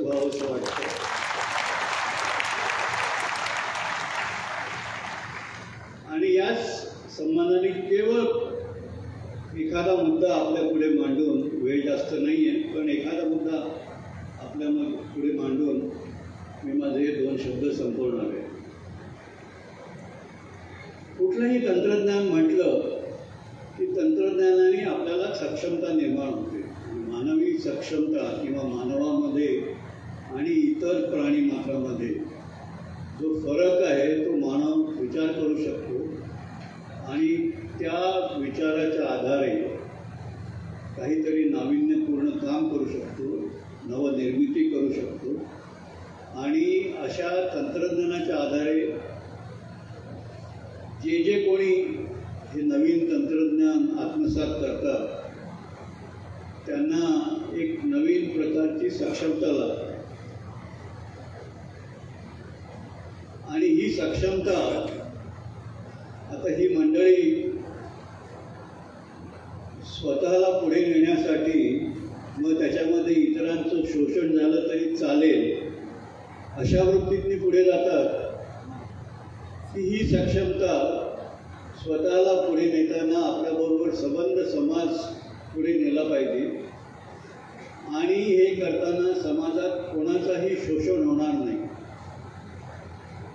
याबद्दल ही मंडळी सजग राहतील. अशा प्रकारची नवीन पिढी घडवणं हे खूप महत्त्वाचं आहे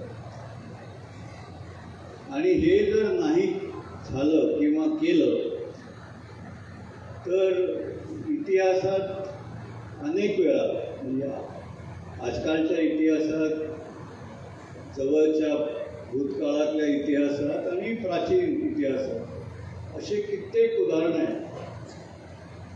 ज्याला आपण आपल्या इथे भस्मासूर म्हणतो, परदेशात ज्यांना फ्रँकस्टाईन म्हणतात, असे फ्रँकस्टाईन बरेच निर्माण झालेले आहेत. त्यांनी प्रचंड शक्ती मिळवली आणि त्यांनी त्या शक्तीच्या आधारे बरीच सत्ता कमावली, सगळीकडे मर्दुमकी गाजवली. पण शेवटी जगाला जाणवलं की हे काही जगाच्या हिताचं नाही आहे आणि मग वेगळ्या वेगळ्या प्रकारे असल्या फ्रँकस्टाईनचा किंवा असल्या भस्मासुरांचा नाश करावा लागला आणि ते काम सोपं नव्हतं. आणि म्हणूनच या नवीन संदर्भात, कारण आता आपण हे जे ज्ञानयुग आहे हे ज्ञानयुग हे सर्वांना उपलब्ध होणारी गोष्ट आहे, सर्वांना सक्षम करणारी गोष्ट आहे. ज्ञानयुगात गोष्टी ज्याला आपण म्हणतो डिसेंट्रलाइज पद्धतीने, विकेंद्रित पद्धतीने आणि डेमोक्रॅटिक पद्धतीने करता येतं. आता प्रश्न एवढा आहे की समाजातले बहुतांश सगळी मंडळी ही समाजाला पुढे नेणारी आणि समाजातलं शोषण शून्य करणारी अशी खरं तर व्हायला पाहिजे. पण ते जर व्हायची झाली तर आपल्या शिक्षणामध्ये यासाठी आधीपासून प्रयत्न करणं हे अत्यंत आवश्यक आहे. विज्ञानाचा विद्यार्थी केवळ विज्ञान शिकेल, इंजिनिअरिंगचा विद्यार्थी केवळ इंजिनिअरिंग शिकेल, त्याला समाजशास्त्राशी मानवशास्त्राशी काही घेणं देणं नाही, अशी परिस्थिती निर्माण होता कामा नये. आपल्या इथले शास्त्रज्ञ, तंत्रज्ञ भारतात सुविधा निर्माण करतील, स्वायत्तपणे तंत्रज्ञान निर्माण करतील, जगभर जाऊन मर्दुमकी गाजवतील. पण हे करताना तंत्रज्ञान कसं राबवायचं या बाबतीत आपली स्वायत्तता अबाधित राहते किंवा नाहीतर मग आपली मर्दुमकी दुसऱ्या देशाच्या फायद्यासाठी राबवणारे पुष्कळ लोक आहेत. पण आपण ती आपल्या इथे आपली स्वायत्तता अबाधित राखून आपल्या देशाच्या, आपल्या समाजाच्या आणि विशेषतः समाजातल्या तळागाळातल्या व्यक्तींच्या हितासाठी त्यांचं शोषण न होता कशी राबवता येईल अशी मंडळी आपल्याला पुढे आणली पाहिजे. आणि मला कल्पना आहे बऱ्याच शैक्षणिक संस्थांमधून हे काम चालू आहे आणि विशेषतः शिक्षक मंडळी सर्वच करतात असं म्हणणार नाही, पण त्याची संख्या प्रपोर्शनेटली खूप चांगली आहे हे मला माहीत आहे.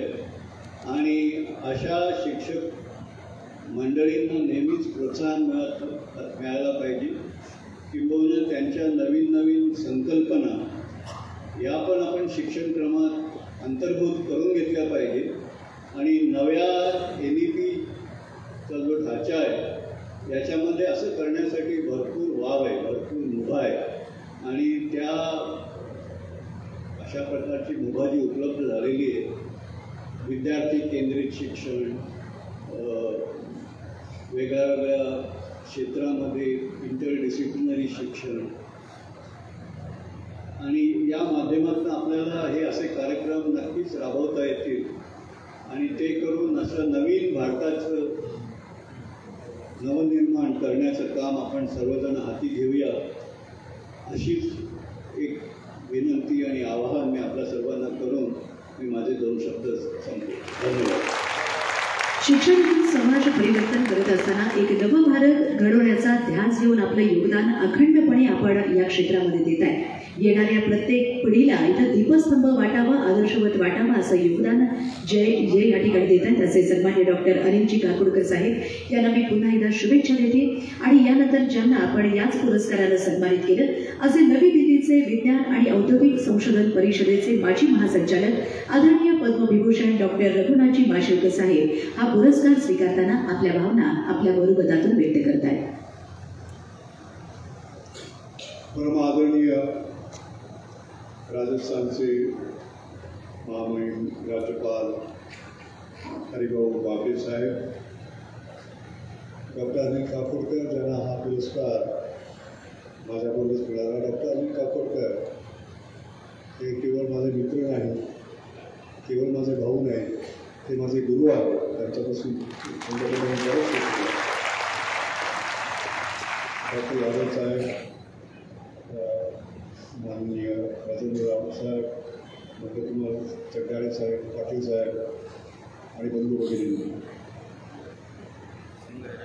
सर्वप्रथम कर्मवीर मामासाहेब चड्डाळे ज्यांनी सर्वसामान्य लोकांपर्यंत शिक्षणाची गंगा नेण्यासाठी महाराष्ट्रात प्रचंड योगदान देण्याची परंपरा आपली. तसे एक थोर समाजसेवक म्हणून मामासाहेबांबद्दलचा मी आदर आधी व्यक्त करतो. त्यांच्या जयंती निमित्ताने त्यांच्या स्मृतीला मी आदरपूर्वक नमन. मामासाहेब हे काळाच्या पुढे जाऊन विचार आणि कृती करणारे व्यक्तिमत्व. 90 वर्षापूर्वी त्यांनी श्री शिवाजी शिक्षण प्रसारक मंडळाचे डॉक्टर लावताना कर्मवीर भाऊराव पाटलांसारखंच आधी बोर्डिंगची व्यवस्था केली. हे शिक्षण समाजातील सर्व थरात, सर्व जाती, सर्व धर्मातील मुलामुलींना मिळावं हा समतेचा विचार प्रामुख्याने त्यांच्या कार्यात दिसतो. सर्वसमावेशकता, स्त्री शिक्षणाला त्यांनी प्राधान्य दिलं, अस्पृश्यता निर्मूलन, शेतकऱ्यांचे प्रश्न हाती घेणं, श्रमदानाने विहिरी खोदणं अशा सामाजिक प्रश्नावरही त्या काळात कार्यरत असलेले हे दृष्टी नेतृत्व. आर्थिक स्वावलंबातून ग्रामीण भागाच्या विकासाकरिता त्यांनी शिक्षण, शेती, तंत्रशिक्षण, उद्योग, पशुपालन आणि सहकारी संस्थांची उभारणी केली. शिक्षणातून समाज परिवर्तन घडवून आणणं हे त्यांनी उत्तम उदाहरण आपल्याला दाखवलं. आणि त्याशिवाय समाजाच्या मानसिक आणि शारीरिक आरोग्याकडे सातत्याने लक्ष त्यांनी दिलं. ग्रामीण भागातील वैद्यकीय सुविधांची त्यांनी जी उभारणी केली ती अत्यंत कौतुकास्पद आहे. सर्वात महत्त्वाचं म्हणजे अंधश्रद्धा नको याविषयी मी सकाळी बोललो. अस्पृश्यता नको म्हणून त्यांनी दर रविवारी विद्यार्थ्यांची प्रबोधन सभा घेणारे मामासाहेब सर्वाताने एक समाज सुधारक होते. किती मोठे होते बघा. एकच इच्छा अशी होती की श्री शिवाजी शिक्षण प्रसारक मंडळाने प्रचंड प्रगती केली आहे. शताब्दी वर्षापूर्वी या संस्थेचं स्वतंत्र विद्यापीठात रूपांतर व्हावं ही शुभेच्छा.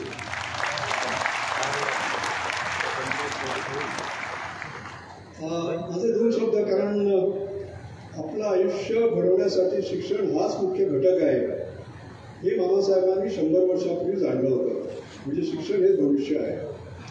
आता मी सायंटिस्ट आहे.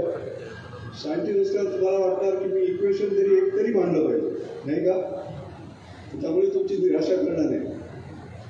एक चर्चा चालली होती की आतापर्यंत सर्वात बलवान, सर्वात मोठं असं इक्वेशन कुठलं जे सायंटिस्टने मांडलेलं आहे? कुठेतरी उभं राहिलं आणि म्हणाला F = ma, फोर्स = मास × ॲक्सिलरेशन. न्यूटन सेकंड लॉ आपल्याला आठवत असेल ना, आपलं सायन्स लहानपणी शिकलेलं. दुसरं कुठेतरी उभं राहिलं आणि म्हणाला नाही, E = mc². आईन्स्टीन, न्यूटन नव्हे, आईन्स्टीन. E म्हणजे एनर्जी, M म्हणजे मास आणि C म्हणजे वेलॉसिटी ऑफ लाईट. मी आपला गप्पा बसलो होतो. कुणीतरी माझ्याकडे आला आणि म्हणाला, अरे तुला काय वाटतं सर्वात मोठं इक्वेशन कुठलं? मी म्हटलं न्यूटन पण नाही, आईन्स्टीन पण नाही. तर ते म्हणा, अरे न्यूटन नाही, आईन्स्टीन नाही, एवढं मोठं कुठलं इक्वेशन? मी म्हटलं ते इक्वेशन म्हणजे E = F, एज्युकेशन = फ्युचर. शिक्षण म्हणजे भविष्य. आपण म्हणाल, आणि हेच बाबासाहेबांनी म्हटलं. आता आपण म्हणाल तुम्ही सायंटिस्ट आहात, नुसतं इक्वेशन मांडून पळून जाऊ नका, ते तुम्हाला प्रूव्ह करायला पाहिजे. हो, मी स्वतः इथे उभा आहे, हेच प्रूफ आहे. जर प्रूफच पाहिजे असेल तर मी 17 मार्च 2000ची आठवण काढतो. आता सांगितलं की मला पद्मश्री, पद्मभूषण, पद्मविभूषण मिळालं. तर ते जे पद्मभूषण मिळालं ते 17 मार्च 2000 रोजी. आणि ते कोणाच्या हस्ते? KR नारायण. आणि ते 2 व्यक्तींना मिळालं एका पाठोपाठ एक. एक होते रतन टाटा आणि दुसरे होते रघुनाथ माशे. आता मला तरी ते इक्वेशन पटत नाही. मग सांगतो का ते? KR नारायण यांचा जन्म अत्यंत गरीब परिस्थितीत झाला. ते कितीतरी किलोमीटर चालत असेल शाळेत जाण्यासाठी. त्यांच्या आईवडिलांची अशी परिस्थिती होती की त्यांना ट्युशन फी त्यांना देता येत नव्हती. आणि त्यामुळे त्या वर्गाच्या बाहेर जाऊन नोट्स काढायचे. आणि मग जादू झाली. त्यांना टाटा स्कॉलरशिप मिळाली आणि ते पुढे गेले. शिक्षणाची संधी मिळाली आणि ते पुढे गेले. माझं आयुष्यही तसंच होतं.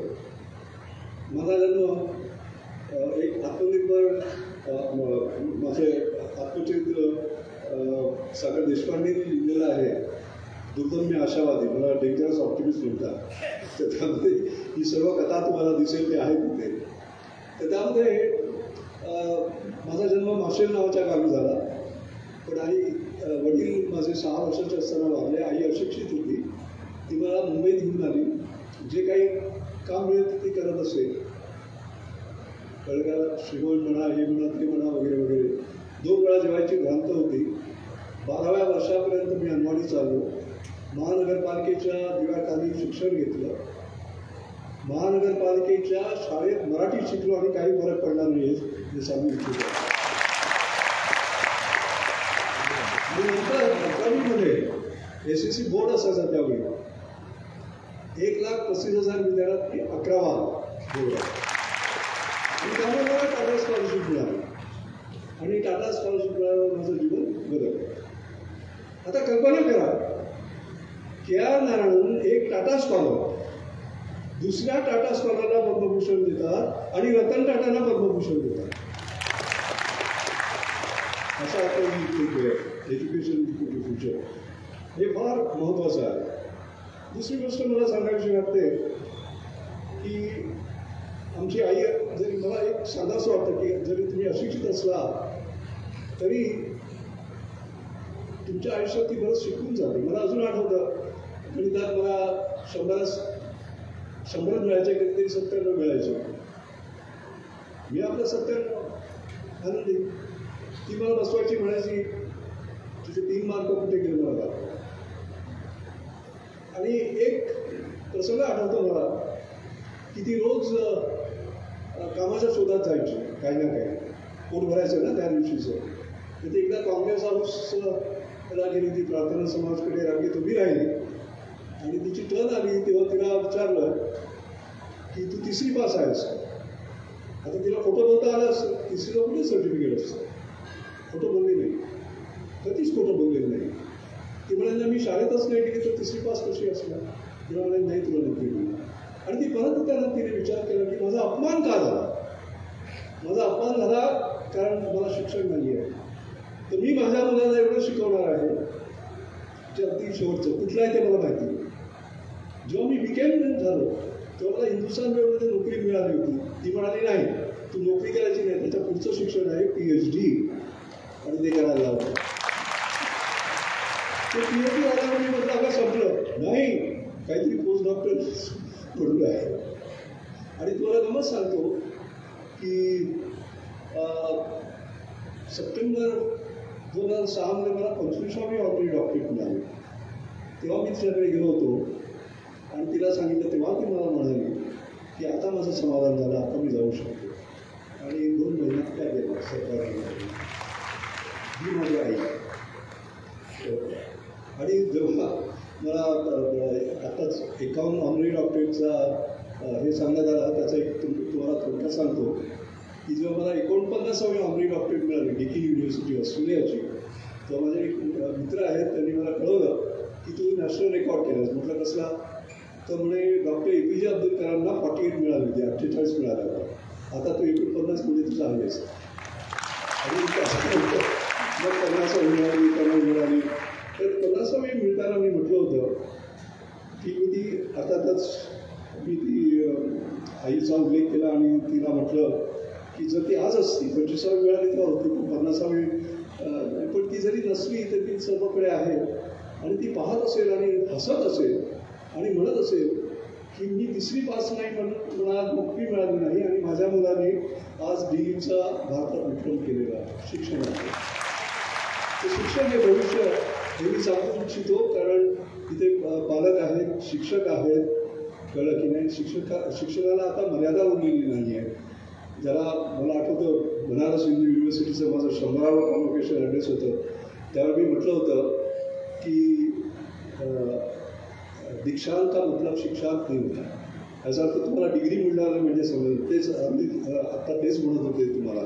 ते सतत शिकणं शेवटच्या दिवसापर्यंत हे महत्त्वाचं आवश्यक आहे. आणि शेवटचा भाग एकच सांगतो की आई जरी गेली तरी जसं आत्ताच अनिलनी म्हटलं की तंत्रज्ञानाचा विकास गरिबांसाठी करणं महत्त्वाचं आहे. तर त्यातली एक गमत सांगतो तुम्हाला आणि माझं भाषण संपवतो. तर मी दिल्लीत डायरेक्टर जनरल ऑफ CSIR म्हणून होतो, 40 प्रयोगशाळांचा प्रमुख. आणि मी रिसर्च कधी सोडली नाही. दर विकेंडला मी येत असेल आणि मला खिशात असे पैसे ठेवायची सवय आहे, तर मी ते पैसे तिला देत असे.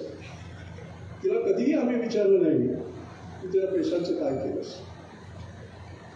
त्या 17 नोव्हेंबर 2006 गेल्या आणि मग माझी मुलगी श्रुती तिचं कपाट लावत होती आणि त्याच्यामध्ये तिला ते सर्व पैसे सापडले. आणि त्याच्याबरोबर एक चिठी होती की आपलं मूळ विसरू नको, आपण गरिबीतनं वर आलेलो आहोत. तर जे गरिबांसाठी विज्ञान करतात, गरिबांसाठी तंत्रज्ञान विकसित करतात, त्यांच्यासाठी हे पैसे त्यांच्यासाठी काहीतरी करतात. आणि त्यातून मी अंजली वाशेकर फाउंडेशन केलं. त्याला आता 14 वर्ष झाली. त्याचं थोडक्यात तुम्हाला स्वरूप सांगतो, म्हणजे भारताला कुठे जायला पाहिजे याची कल्पना येईल आपल्याला. तर त्याच्यामध्ये उच्च तंत्रज्ञानाचा वापर गरिबांसाठी कसा करता येईल हे फार महत्त्वाचं आहे आणि हे आम्ही करत असतो. आता उदाहरणार्थ ॲनिमिया, 60% स्त्रिया आणि मुलं ॲनिमिक असतात कारण त्याचं हिमोग्लोबिन किती कमी हे कळत नाही.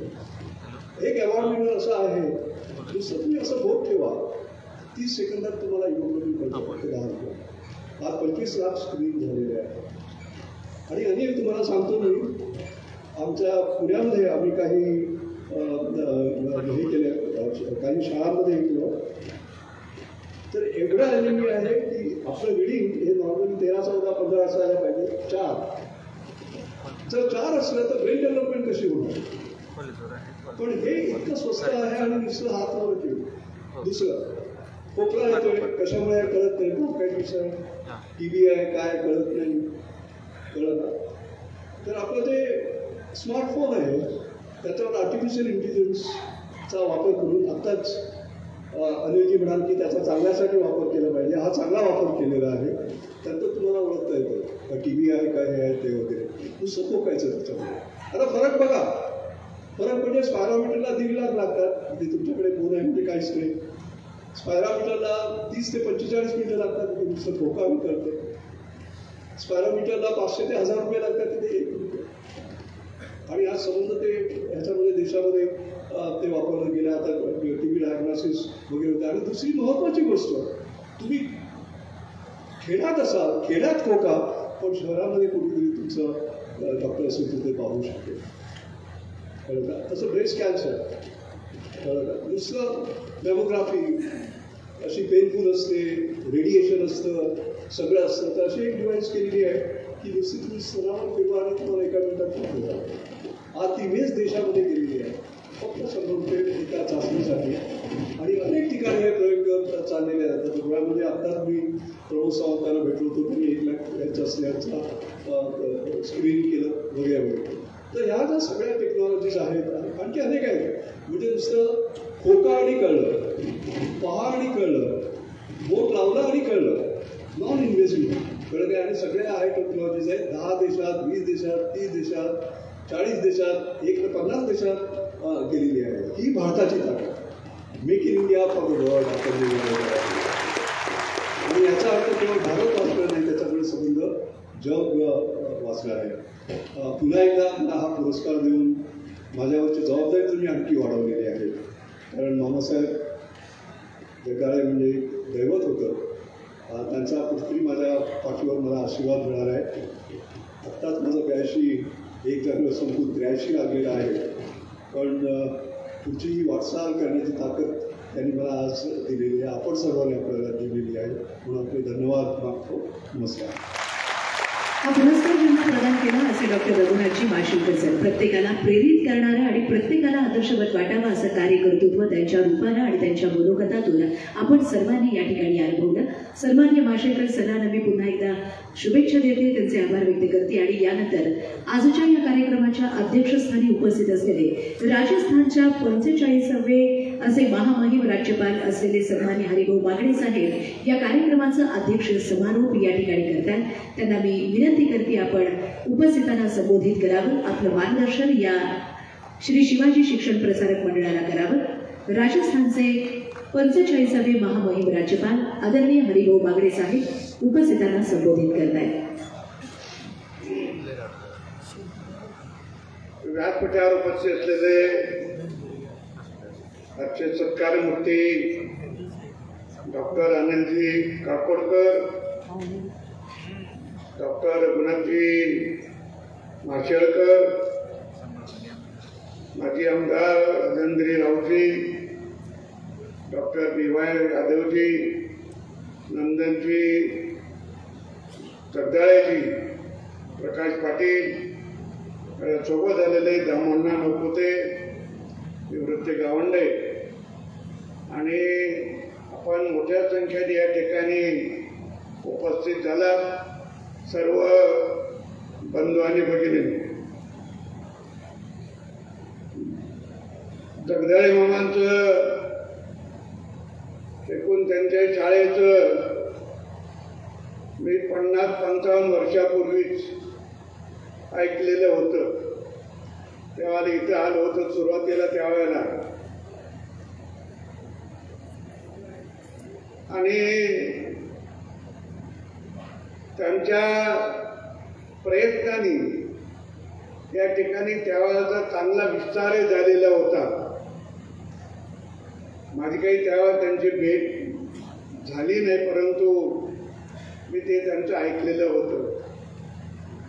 आता मला एक निरोप आला, काही जण भेटले की जगदाळे मामांच्या शाळेच्या वतीने आम्ही पुरस्कार देणार आहोत. खरं म्हणजे मला भेटलेले मी त्यांना पहिल्यांदाच पाहिलं होतं. त्यांची माझी ओळखही नव्हती. आणि तरी म्हणलं की ते पुरस्कार देणाऱ्याचे 2 नावं पाहिल्याबरोबर मी त्यांना म्हटलं मी येतो. त्यांचं दोन्हीचं कर्तृत्व थोडंफार मला माहिती आहे. खूप मोठं कर्तृत्व आहे. त्याला सगळं वाचायचं असेल त्याने नेटवर जावं आणि ते शोधावं की त्यांचं सगळं एकूण त्यांनी काय काम केलं ते सगळं लक्षात येईल. म्हणजे राजकारण्याला मतदार मोठा करतो आणि शास्त्रज्ञाला स्वतःच्या पायावर उभं राहून स्वतः कष्ट करून मोठं व्हावं लागतं. पण राजकारणात त्याचं वागावं पण लागतं, हे पण आहे बरं का. त्याच्या सगळ्यात जगदाळे मामांच्या कलेमध्ये त्याने 1934 साली खेड्यापाड्यातल्या मुलांनी शिक्षण घ्यावं यासाठी आग्रह केला आणि पहिल्यांदा वसतिगृह काढलं. तेही 2-3 ठिकाणी त्यांची जागा बदल झाली, पण तरी ते प्रयत्न करत राहिले. लोकांकडून धान्य गोळा करत राहिले, काही निधी गोळा करत राहिले आणि ते वसतिगृह चालू झालं. चालता चालता चांगलं चालायला लागलं. मग एक समिती केली. एका व्यापाऱ्याला आणि दुकानदाराला त्याचं अध्यक्ष केलं. मग तिथं येईल त्या प्रत्येकाकडून थोडंफार धान्य गोळा व्हायला लागलं. आता जो आरती तोच अध्यक्ष आहे, तर तो भंडार थोडं शेतकऱ्याला आणि बाबा त्याच्यात 1 किलो 2 किलो काय असेल तू या वसतिगृहासाठी, आणि ते पण सुरू झालं आणि तिथून काही धान्य मिळायला लागलं. म्हणजे मागणारे आणि देणाऱ्याला एक विश्वास लागतो की मी दिलेलं दान हे सत्पात्री लागेल. आणि ते मामाच्या रूपाने लागत होतं म्हणून लोक भरभरून देत होते. आणि आतापर्यंत अशा अनेक जणांनी केले. जगदाळे मामाने केले, पवार पाटलांनी केले, महर्षी शिंदेने केले, खूप नावं महाराष्ट्रातली पण आहे. पण मदन मोहन मालवीयांचं नाव तुम्ही ऐकलंय सगळ्यांनी. मदन मोहन मालवीयांनी ते पैसे कुठून गोळा करावे? लोक प्रेतावर जे पैसे फेकत होते ते सुद्धा गोळा करत होते. नाही बाहेर जाऊ द्यायचे, शिक्षणाला लावा, शिक्षण संस्थेला द्या. काय इच्छा की विद्यार्थ्यांना शिकण्यासाठीच्या सोयी उपलब्ध करणं हे त्याच्या मागचं महत्वाचं कारण होतं. आणि म्हणून पैसा जसा मिळेल तसा ते घेत होते. एकूण खरं म्हणजे जगदाळे मामा यांचं पहिलं नाव जे ठेवलं गेलं ते निवृत्ती. नंतर त्याला त्यांची एक चुलत सावत्रबहीण होती, ती त्याला बाबू बाबू म्हणायची, म्हणून ते बाबाराव झाले काही दिवस. त्यानंतर पुढे ते त्यांच्या त्या वसतिगृहात त्यांचे भाचे आले धाराशिववरून. ते सख्खे भाचे त्यांचे, ते पण त्यांनी इथं आणले शिक्षणासाठी आणि त्या वसतिगृहात ठेवले. मग ते मुलं मामा म्हणायला लागले भाचे. आता कोणताही भाचा मामाला मामाच बनतो. वसतिगृहात ते सगळे मुलं मामा म्हणायला लागले. मग अख्खं गाव मामा म्हणायला लागलं. आणि आता त्यांचं जे पहिले नाव होतं ते कोणाच्या ध्यानात पण नाही. कोणी जर त्याला एक पोस्टकार्ड पाठवलं असतं निवृत्ती गोविंदराव जगदाळे, तर ते परतच गेलं असतं. या नावाचा माणूसच नाही असतं का. ते मामाचं नाव प्रसिद्ध झालं आणि मामाचं नाव प्रसिद्ध झालंय. आणि मामा हे खरं म्हणजे इथं वेगळे आहेत का वेगळे? त्याने जे पुस्तक लिहिलं होते मामाचं चरित्र, नाही ना, ते चरित्र त्यांनी लिहिलंय की मामाच्या आई जेव्हा बाळपणाला गेल्या त्यांच्या गावाला माहेराला आणि त्या भिकार चारोळ्याचा आहे की ते कोणी, तर भिकार चारोळ्याला गेल्या आणि काही दिवसांनी त्यांना एक निरोप गेला की तुमचे पती गोविंदराव गेले. आता असा निरोप आल्यावर कोणतीही महिला तिचा जीव काय म्हणत असेल ते आपल्या सगळ्याला माहिती. आणि मग ती भावाला घेऊन घोड्यावर बसून जगदाळे मामा लहान होते त्यांना ते टोपल्यात घेऊन मामा घोड्या बरोबर इथे आल्या. गावात आल्या त्यांना एक महिला भेटली आणि तिने विचारलं का काय लवकर आली. म्हणजे मला असं असं कळलं. अरे खोटं आहे म्हणे, मी सकाळीच जाऊन पाहिलं गोविंदरावला शेतात बाहेर पाहत होता, काहीतरी कापूस येताला कशाला तरी असेल. तेवढ्यात त्यांचा जीव भांडत पडला आणि त्यांना वाटलं आता ठीक आहे. पण आता ही पुढी जे त्यांनी सोडली होती कोणीतरी, त्या पुस्तककाराला लिहिणारे काही ती शोधली नाही. पण ज्यावेळेला मामा त्या वडिलांना गोविंदरावने कळलं की त्यांच्या बायकोला कोणीतरी सांगितलं की गोविंदराव गेले, आणि जेव्हा त्यांना कळलं गोविंदरावला, ते नुसते हसले. आता नुसते हसल्यावर खरं संशय यायला पाहिजे होतं, कारण एखाद्या माणसाला राग येतो. चालू मी तर जीवन ते मला मेलं कोण म्हणलं, मला मेलं कोण म्हणलं, राग यायला पाहिजे की नाही. ते हसले. कदाचित तिथून गेली की काय पुढे माहित नाही, बायको लवकर यायला.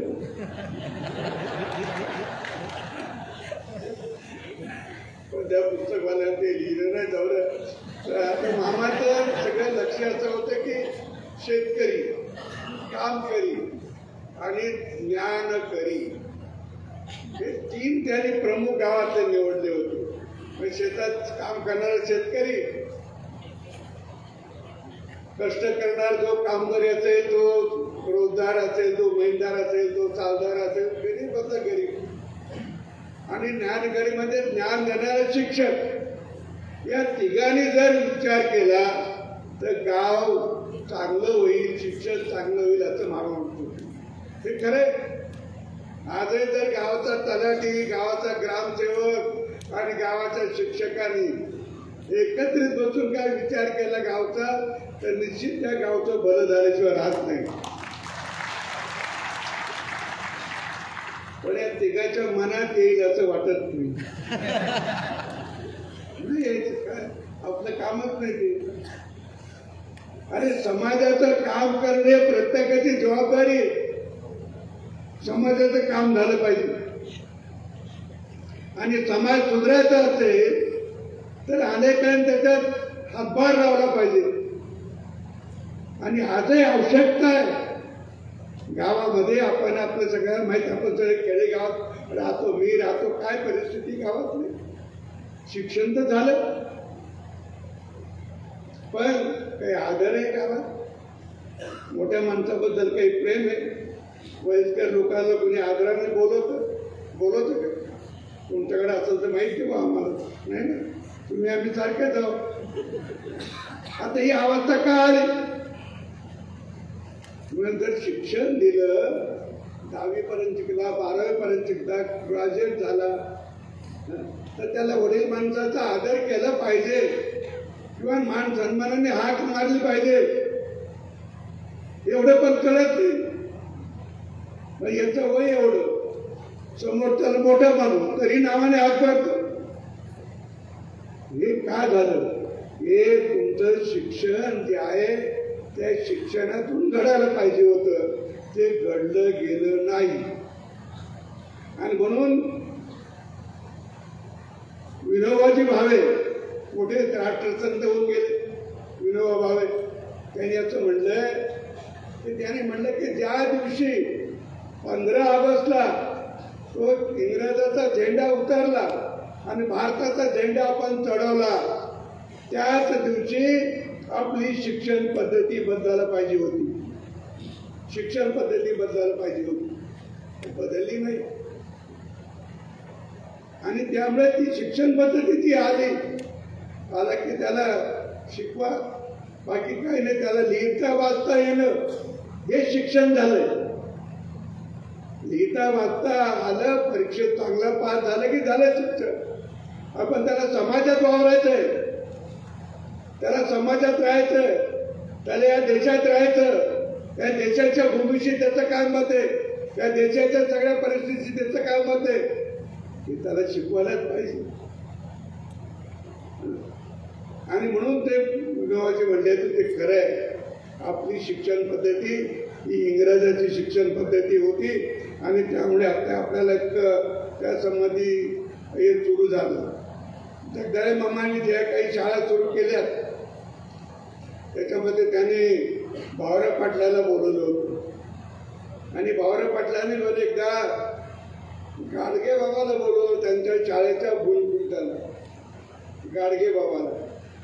आणि जिथं ते त्या जागेवर ते भुईमुगे नव्हते तिथं गाडगे बाबा गेले, सगळे लोक जमा झाले.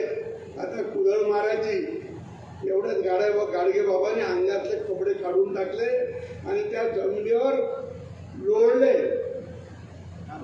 ते एवढ्यासाठी लोळले ते म्हणे अरे ही लय पवित्र जागा आहे, ही जागा लय पवित्र, इथे माझ्या गोरगरिबाचे लेकरे मुली येतील शिकतील आणि इतकी पवित्र जागा आहे याच्यापेक्षा दुसरी कुठे असू शकत नाही, म्हणून ती मी अंगाला मी तिथं माती अंगाला लावली.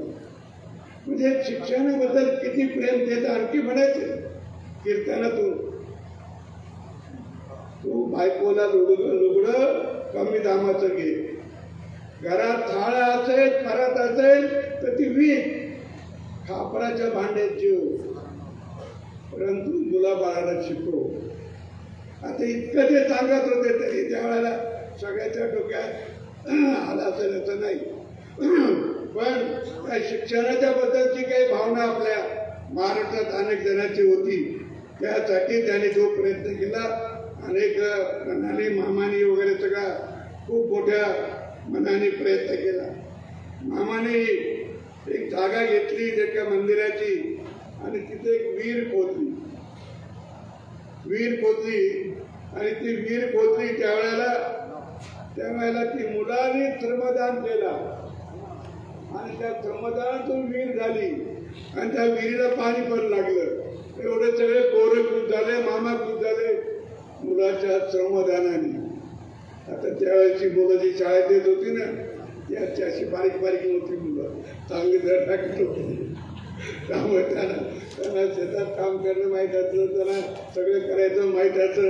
आणि खेड्यातली मुलं, शेतकऱ्याची मुलं, तो 2-4 वर्षाचा असल्यापासूनच काम करतो शेतात आणि त्यामुळे त्याला इथं खोदणं आणि माती उचलणं हे काही विषयच नव्हतं. आणि म्हणून त्याने ते केलं, मुलाने खोदली विहीर. त्या इतके श्रम. आता झाडू मारणं सुद्धा अवघड आहे. झाडू मारायला बाहेरचे हे ते बाहेरचे साडू. मला ते पण शिक्षक आठवतात सुरुवातीचे काही, की मला अंबाजोगाईची शिक्षण संस्था माहिती आहे, सोलेश्वर नावाची, बाबुराव वैद्य नावाचे शिक्षक होते एकटे. आणि शाळा सुरू केली एका खोलीत. शनिवारी शेण गोळा करून आणायचे, पूर्ण खोली झाडून घ्यायचे, सोमवारी लवकर जाऊन झाडून घ्यायचे आणि मग पोरं तिथे येऊन शिक्षण घ्यायचे. स्वतः चालवत होतो. आणि आता आम्हाला माहिती आहे, कारण मी पण त्याच्यातून गेलोय. पोरं चला रे पोरं शेण आणायला, चला शेण आणायला. म्हणजे इतकी आत्मीयता शाळेबद्दल होती मुलाची. शिक्षक आता कचरा टाकू नको म्हटलं तरी पोरांना राग येतो, कचरा टाकू नको रे बाबा. आणि म्हणून हे जे प्रशिक्षण आहे ते पण त्याच्याबरोबर गेलं पाहिजे. आणि म्हणून मला असं वाटतं की आपण सगळ्यांनी चांगलं 1939 साली मामाने एका शाळेच्या उद्घाटनाला एका जयंतला बोलवलं. आता खरं म्हणजे त्यावेळेला मामाचे एवढे संबंध, जिल्ह्याच्या जयंतला सुद्धा मामा आपल्या शाळेच्या भूमिपुत्राला आणू शकतात असे मामा त्यांनी आणले. आणि त्यांनी ते दळवी नावाचे होते, त्यांनी 500 रुपये दिले त्यावेळेला. त्यांचं म्हणे 500 रुपये कधी खोली होऊ शकते त्या काळात शक्यता असेल. 50 पैसे रोज होता माणसाला. त्याच्या आधी 50 पैसे रोज, दिवसभर काम करायचं, 50 पैसे मिळायचे. त्या काळात ही स्थिती होती. आणि म्हणून मला असं वाटतं की आजच्या या सगळ्या मामाने जो काही प्रयत्न केला तो फार मोठा प्रयत्न आहे. आणि असाच प्रयत्न हा या मामाची जी काही एकूण वाटचाल होती ती पुढच्या सगळ्या लोकांनी चालवली, यादवजीने वगैरे चालवली. त्यांच्या सहकार्याने चालवली ती अधिक चांगली आणि अधिक भरभराट तर करा, पण त्याच्यात भर घालत जा, त्याच्यात कुठे कुठेतरी भर घालत जा, असं मी आपल्याला आग्रह करतो.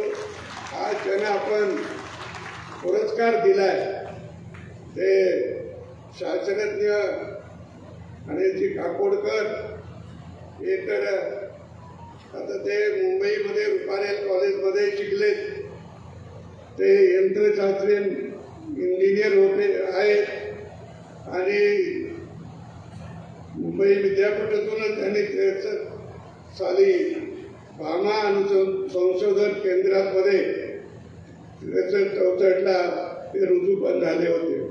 तिथून त्यांची सुरुवात झाली आणि मग हे अणु परमाणु हे जे काही संशोधन आहे त्या सगळ्या याच्यामध्ये त्यांनी झोकून काम केलं. खूप वर्ष त्याच्यामध्ये त्यांनी काम केलं. 74ला आणि 98ला ते चाचणी झाली. आपल्याला माहिती आहे की 74ला स्वर्गीय इंदिराजी गांधी या पंतप्रधान होत्या, त्यावेळेला एक अणुस्फोट केला. दुसरा अणुस्फोट 98 साली ज्यावेळेला अटल बिहारी वाजपेयीजी पंतप्रधान त्यावेळेला केला. 98च्या तुम्ही त्या टीममध्ये असाल असं किंवा निश्चितपणे त्याला सहकारी, तर त्या ह्या सगळ्या शिक्षणाच्यामध्ये एक काकोडकरजी उपस्थित होते आणि त्यांनी त्याच्यामध्ये फार मोठं त्यांचं योगदान आहे. आता पोखरणच्या वेळेला जे काही अणुस्फोट झाला त्यावेळेला मला चांगलं आठवतो, मी इथं मंत्रिमंडळात होतो त्यावेळेला, त्यामुळे त्याची सगळी माहिती मला होती. परंतु त्यांना पद्मश्री, पद्मभूषण आणि पद्मविभूषण हे आता आपल्या सगळ्या त्याच्यामध्ये आलंय.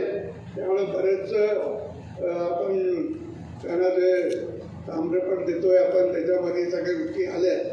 पण त्यांनी अतिशय कष्ट करून हे शिक्षण मिळवलं आणि त्याच्यामध्ये त्यांचं नाव सगळीकडे आहे. देशभर त्यांचं नाव आहे आणि शास्त्रज्ञ म्हणून जगातली जे काही नावं असतात ती सगळी एकमेकाला माहिती असतात, एकमेकाला ओळख असतात. असे काकोडकरजी यांना आपण स्मृती पुरस्कार दिलाय. त्याच्या आधी त्यांना अनेक पुरस्कार मिळालेले आहेत ते आपण त्याचा आधी उल्लेख केलाच आहे. आणि त्यामुळे काकोडकरजी हे अतिशय तज्ज्ञ या क्षेत्रातले आणि अतिशय उत्तम असे शास्त्रज्ञ आपण त्यांना म्हणतो. त्यांचं आजही लौकिक आहे सगळीकडे आणि सगळीकडे त्यांचं नाव पण घेतलं जातं. दुसरे आता आहे ते रघुनाथजी माशेलकर, हे तसे गोव्यातले राहणारे, पण त्यांचं शिक्षण असं जरा खडतर याच्यात झालंय. म्हणजे म्युन्सिपाल्टीच्या दिव्याखाली सुद्धा अभ्यास करून ते शिकले. इतकं शिक्षणाची आवड असल्यामुळे कुठं जिथं उजेड मिळेल तिथं शिक्षण.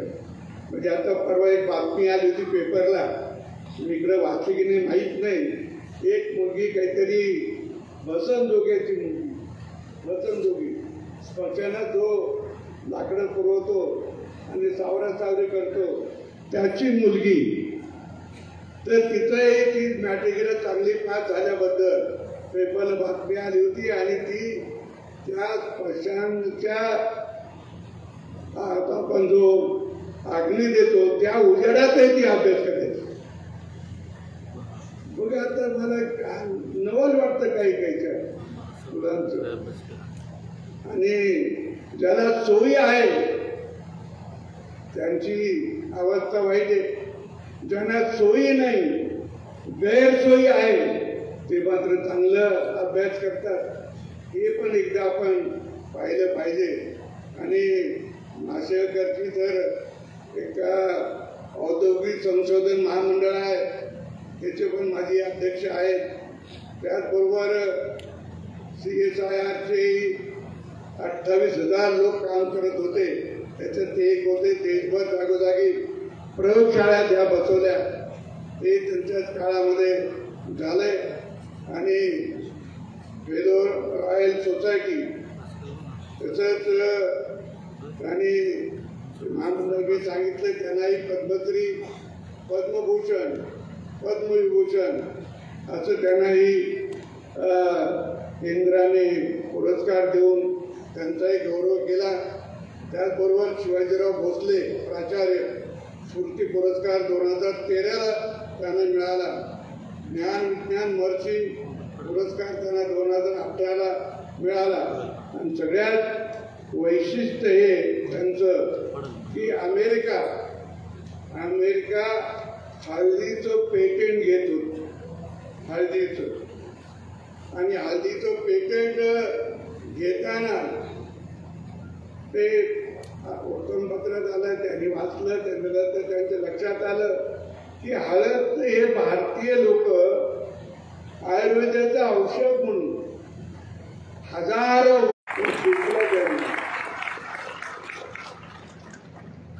आणि म्हणून त्यांनी म्हटलं की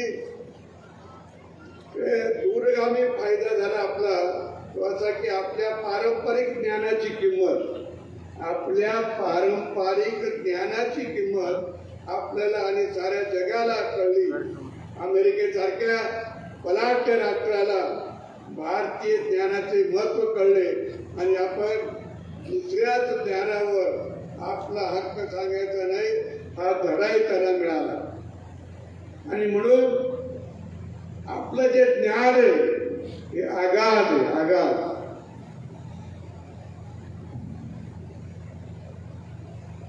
एक गोष्ट सांगतो शास्त्रज्ञाची, आपल्याला गुरुत्वाकर्षणाचा शोध लावला हे सांगितले, आपल्याला शिकवलं सगळ्याला. न्यूटनने लावला, शिकवलं शाळेत. न्यूटनच्या आधी कोपर्निकसने लावला. न्यूटनच्या आधी कोपर्निकस.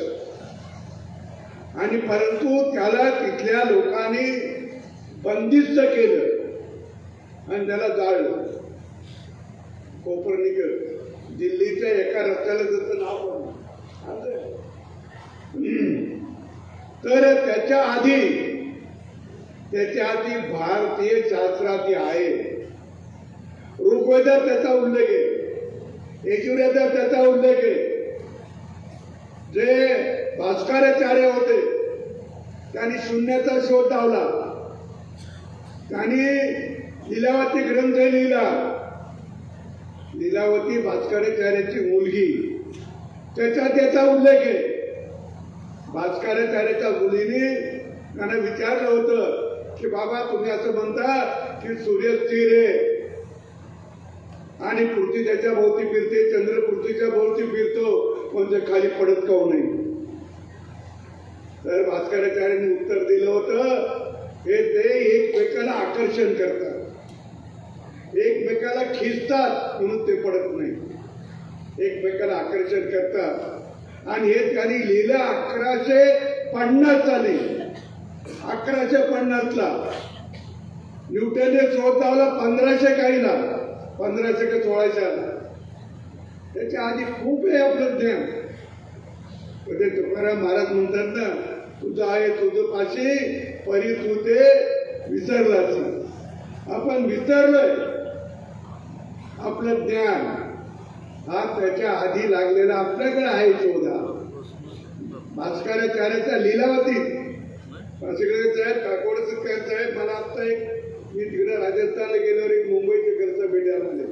आता मी नाव विसरलो त्यांचं, पण ते मला सांगत होते की मुंबईतला एक माणूस जर्मनीला गेला, तो थोडं शास्त्रज्ञासारखा तिथल्या शास्त्राला ते भेटला. तर तिथल्या शास्त्रज्ञाने जर्मनीच्या यांना काय भेट द्यावी ते लीलावती पुस्तक दिलंय. आमच्याकडे कोणाला माहित नाही, जगाला माहिती आहे. जगाने आपलं ज्ञान नेलं, संस्कृत शिकले, त्या प्रत्येक श्लोकाचा अर्थ लावला, ते संशोधन केले. आपल्याकडे होतच पण आपल्याकडे करता आलं नाही, कारण आपण 1000 वर्ष जवळपास गुलामगिरीतच काढले. तुम्हाला नालंदा विश्वविद्यालय तरी माहिती आहे, नालंदा विश्वविद्यालयाचं सगळं पुस्तकी भांडार होतं ते जाळून टाकलं का? तर तिथे जो पहिल्यांदा आला होता तो बख्तरुद्दीन खिलजी आला, आजारी पडला. मग त्याच्या बरोबरचे जे लोक होते त्याला म्हणे का बाबा आजारी आहे, त्याला जरा औषध हो. कोणी गाव काय की इथं औषध देणारा वगैरे, कोणी वैद्य वगैरे. त्यांनी सांगितलं ते नालंदा विश्वविद्यालयामध्ये आयुर्वेदाचे एक प्रमुख आहे, त्याने बोलवा. ते आले, त्यांनी त्याला पाहिलं आणि विचारलं, सगळं पाहिलं आणि सांगितलं की ठीक आहे मी याला औषध देतो. याची नाडी परीक्षा करून त्याला लक्षात आलं याला काय झालं. आणि मग तो बख्तरुद्दीन खिलजी म्हणला हे सगळे काफर लोक आहे, मी यांचं औषध घेणार नाही.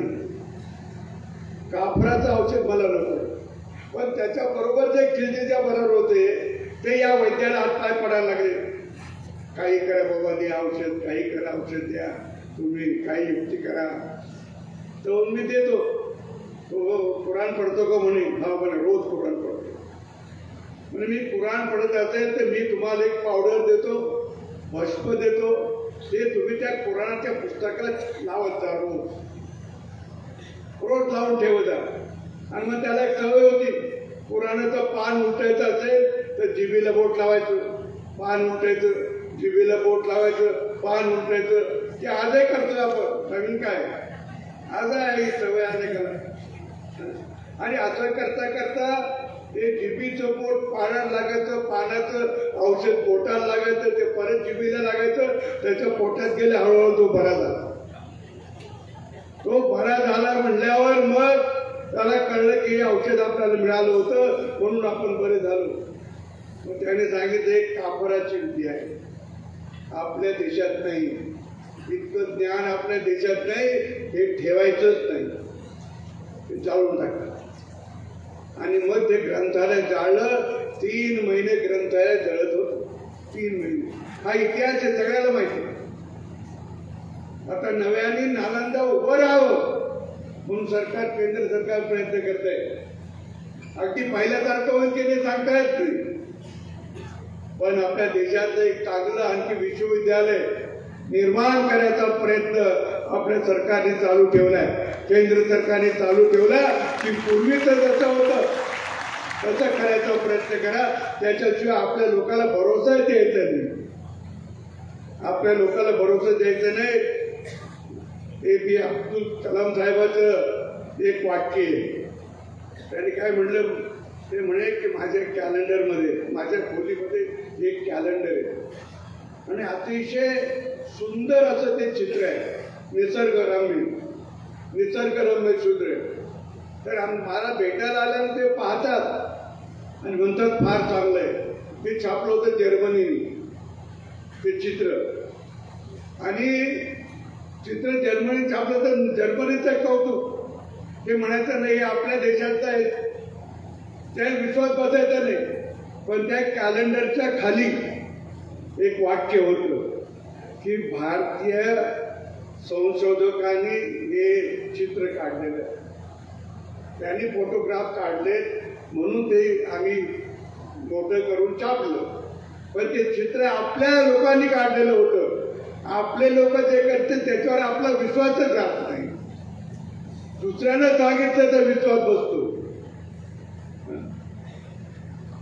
आम्ही घरी तुळशीची पूजा काय करतात महिला, अमेरिकेने शोधलं म्हणून. ही तुळस ही गर्भधारणेलाही उपयुक्त आहे, हे असं त्याच्यात आलंय. अरे म्हणून तर महिलांना त्याला चक्कर मारायला सांगताना आपल्या लोकांनी पूर्वीच्या तो उपयोग होता म्हणून ती दिवस रात्र तिथं ती हे देते, ऑक्सिजन देते. पिंपळाचं झाड तोडायचं नाही आणि चुलीत तर मुळीच जाळायचं नाही. खेड्यापाड्यात चालतात का कोणी, आहे ना पूर्वीची परंपरा आजही का? पिंपळाचं झाड तोडायचं नाही आणि चुलीत जाळायचंच नाही का? तो मुंजा आहे, देव त्याला दिलाय. त्या झाडाला देव का म्हणलं की हे तोडू नये म्हणून. आणि लोकांना त्यावेळेला आध्यात्मिक असल्याचं कळतच नव्हतं. आध्यात्मिकचा आधार असेल तो लोक विश्वास ठेवायचे, नाही विश्वास ठेवत नव्हते. म्हणून पिंपळाचं झाड हे रात्रंदिवस ऑक्सिजन देतं, या त्याच्या मागचा उद्देश होता.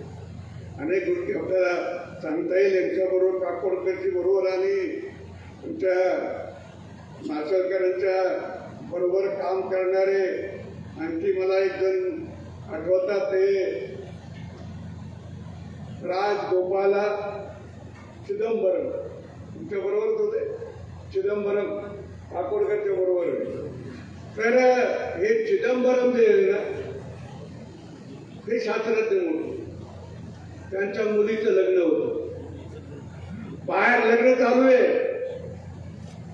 अक्षता पडतात आणि हे चिदंबरम आणि अब्दुल कलाम साहेब एका खोलीमध्ये विचार करत होते काय करायचं. लग्नाला आले पण अक्षता त्यांना टाकायला आले नाही का, तर काहीतरी गड प्रश्न असला पाहिजे. म्हणून एका खोलीत ते बसले, इकडे लग्न सुरू झालं तरी त्यांना ते कळलं नाही किंवा ते आले नाही का तो विषय पूर्ण करायचा असेल. शास्त्रज्ञाला एखाद्या वेळेला एखादा प्रश्न सापडला त्याचं उत्तर सापडलं तर तो किती वेळ अन्ना पाण्या वाचून राहील सांगता येत नाही. त्यांना भूक लागत ना त्यांना ताण लागत, कारण हे त्यांच्या मनात असतं. त्यावेळेला शास्त्रज्ञ होतात. मोठी तपश्चर्या आहे ही. शास्त्रज्ञ होणं मोठी तपश्चर्या आहे. आपल्याकडे शास्त्रज्ञ होण्याची परंपरा जवळजवळ खंडित झालेली होती. केंद्र सरकारने जे शास्त्रज्ञ होते त्यांना महिन्याला 80,000 रुपये आता देते सरकार. केंद्र सरकार जे शोध लावतात त्यांचा खर्च केंद्र सरकार आता केलाय. म्हणून तर पेटंट जास्त मिळायला लागले आपल्याला. 2 वर्षापूर्वी पेटंट आपल्या राज्यामध्ये देशामध्ये 43,000 वैज्ञानिकांनी पेटंट घेतले. 43,000 एका वर्षात. का काहीला काहीतरी शोध केला म्हणूनच घेतले ना, आणि त्या शोधासाठी सरकारने मदत केली ना, म्हणूनच घेतले ना. आता ही जी शिक्षणाची जी आहे हे केलं पाहिजे. आणि शिक्षण हे इतकं अनिवार्य झालंय. आता आपल्या देशाची गरिबी संपवायची असेल तर शिक्षणाशिवाय दुसरा पर्याय नाही. शिक्षणाशिवाय दुसरा पर्याय नाही. मी आता तिकडे राजस्थानला गेल्यावर तिथल्या काही लोकांना सांगितलं भीक मागणारे पोर आहे. तुला भीक मागणारे संपवायचे असतील तर या पोरांना शाळेत घाला. एक पिढी जर शिकली दुसरी पिढी भीक नाही मागायची, यांना शाळेत घाला. त्यांच्यावर जबरदस्ती करा आणि शाळेत पाठवा, सरकारी शाळेत. तर तुम्हाला कधीतरी असं वाटेल की आता हे शिकले. तो थॉमस नावाचा माणूस मॅकॅलो त्याने शिक्षण पद्धती दिली. त्यांनी 1 फेब्रुवारी 1835 मध्ये इंग्लंडच्या पार्लमेंटमध्ये भाषण केले. तारीख लिहून घ्या, 1 फेब्रुवारी 1835. तो मॅकॅलो त्याची शिक्षण पद्धती चालू आहे. तर तो त्याने लिहून ठेवलाय. तिथं वाटतात आहे की मी हिंदुस्थानमध्ये खालपासून वरपर्यंत पूर्वीपासून पश्चिमेकडे फिरलोय. मला एकही भीक मागणारा माणूस भेटला नाही. मला एकही चोरी करणारा माणूस भेटला नाही. चोरी करणारा आपण म्हणत होतो पूर्वी की आमचं काही लोक सोनं काठीला बांधून घेऊन चालले तरी कोणी त्याला हात लावत नव्हतं. ही म्हण आपल्याकडे आजपर्यंत म्हणतात. सोनं काठीला बांधून घेऊन चालले यात्रेला तरी मोठी काही करत नाही. आज उलट झालंय.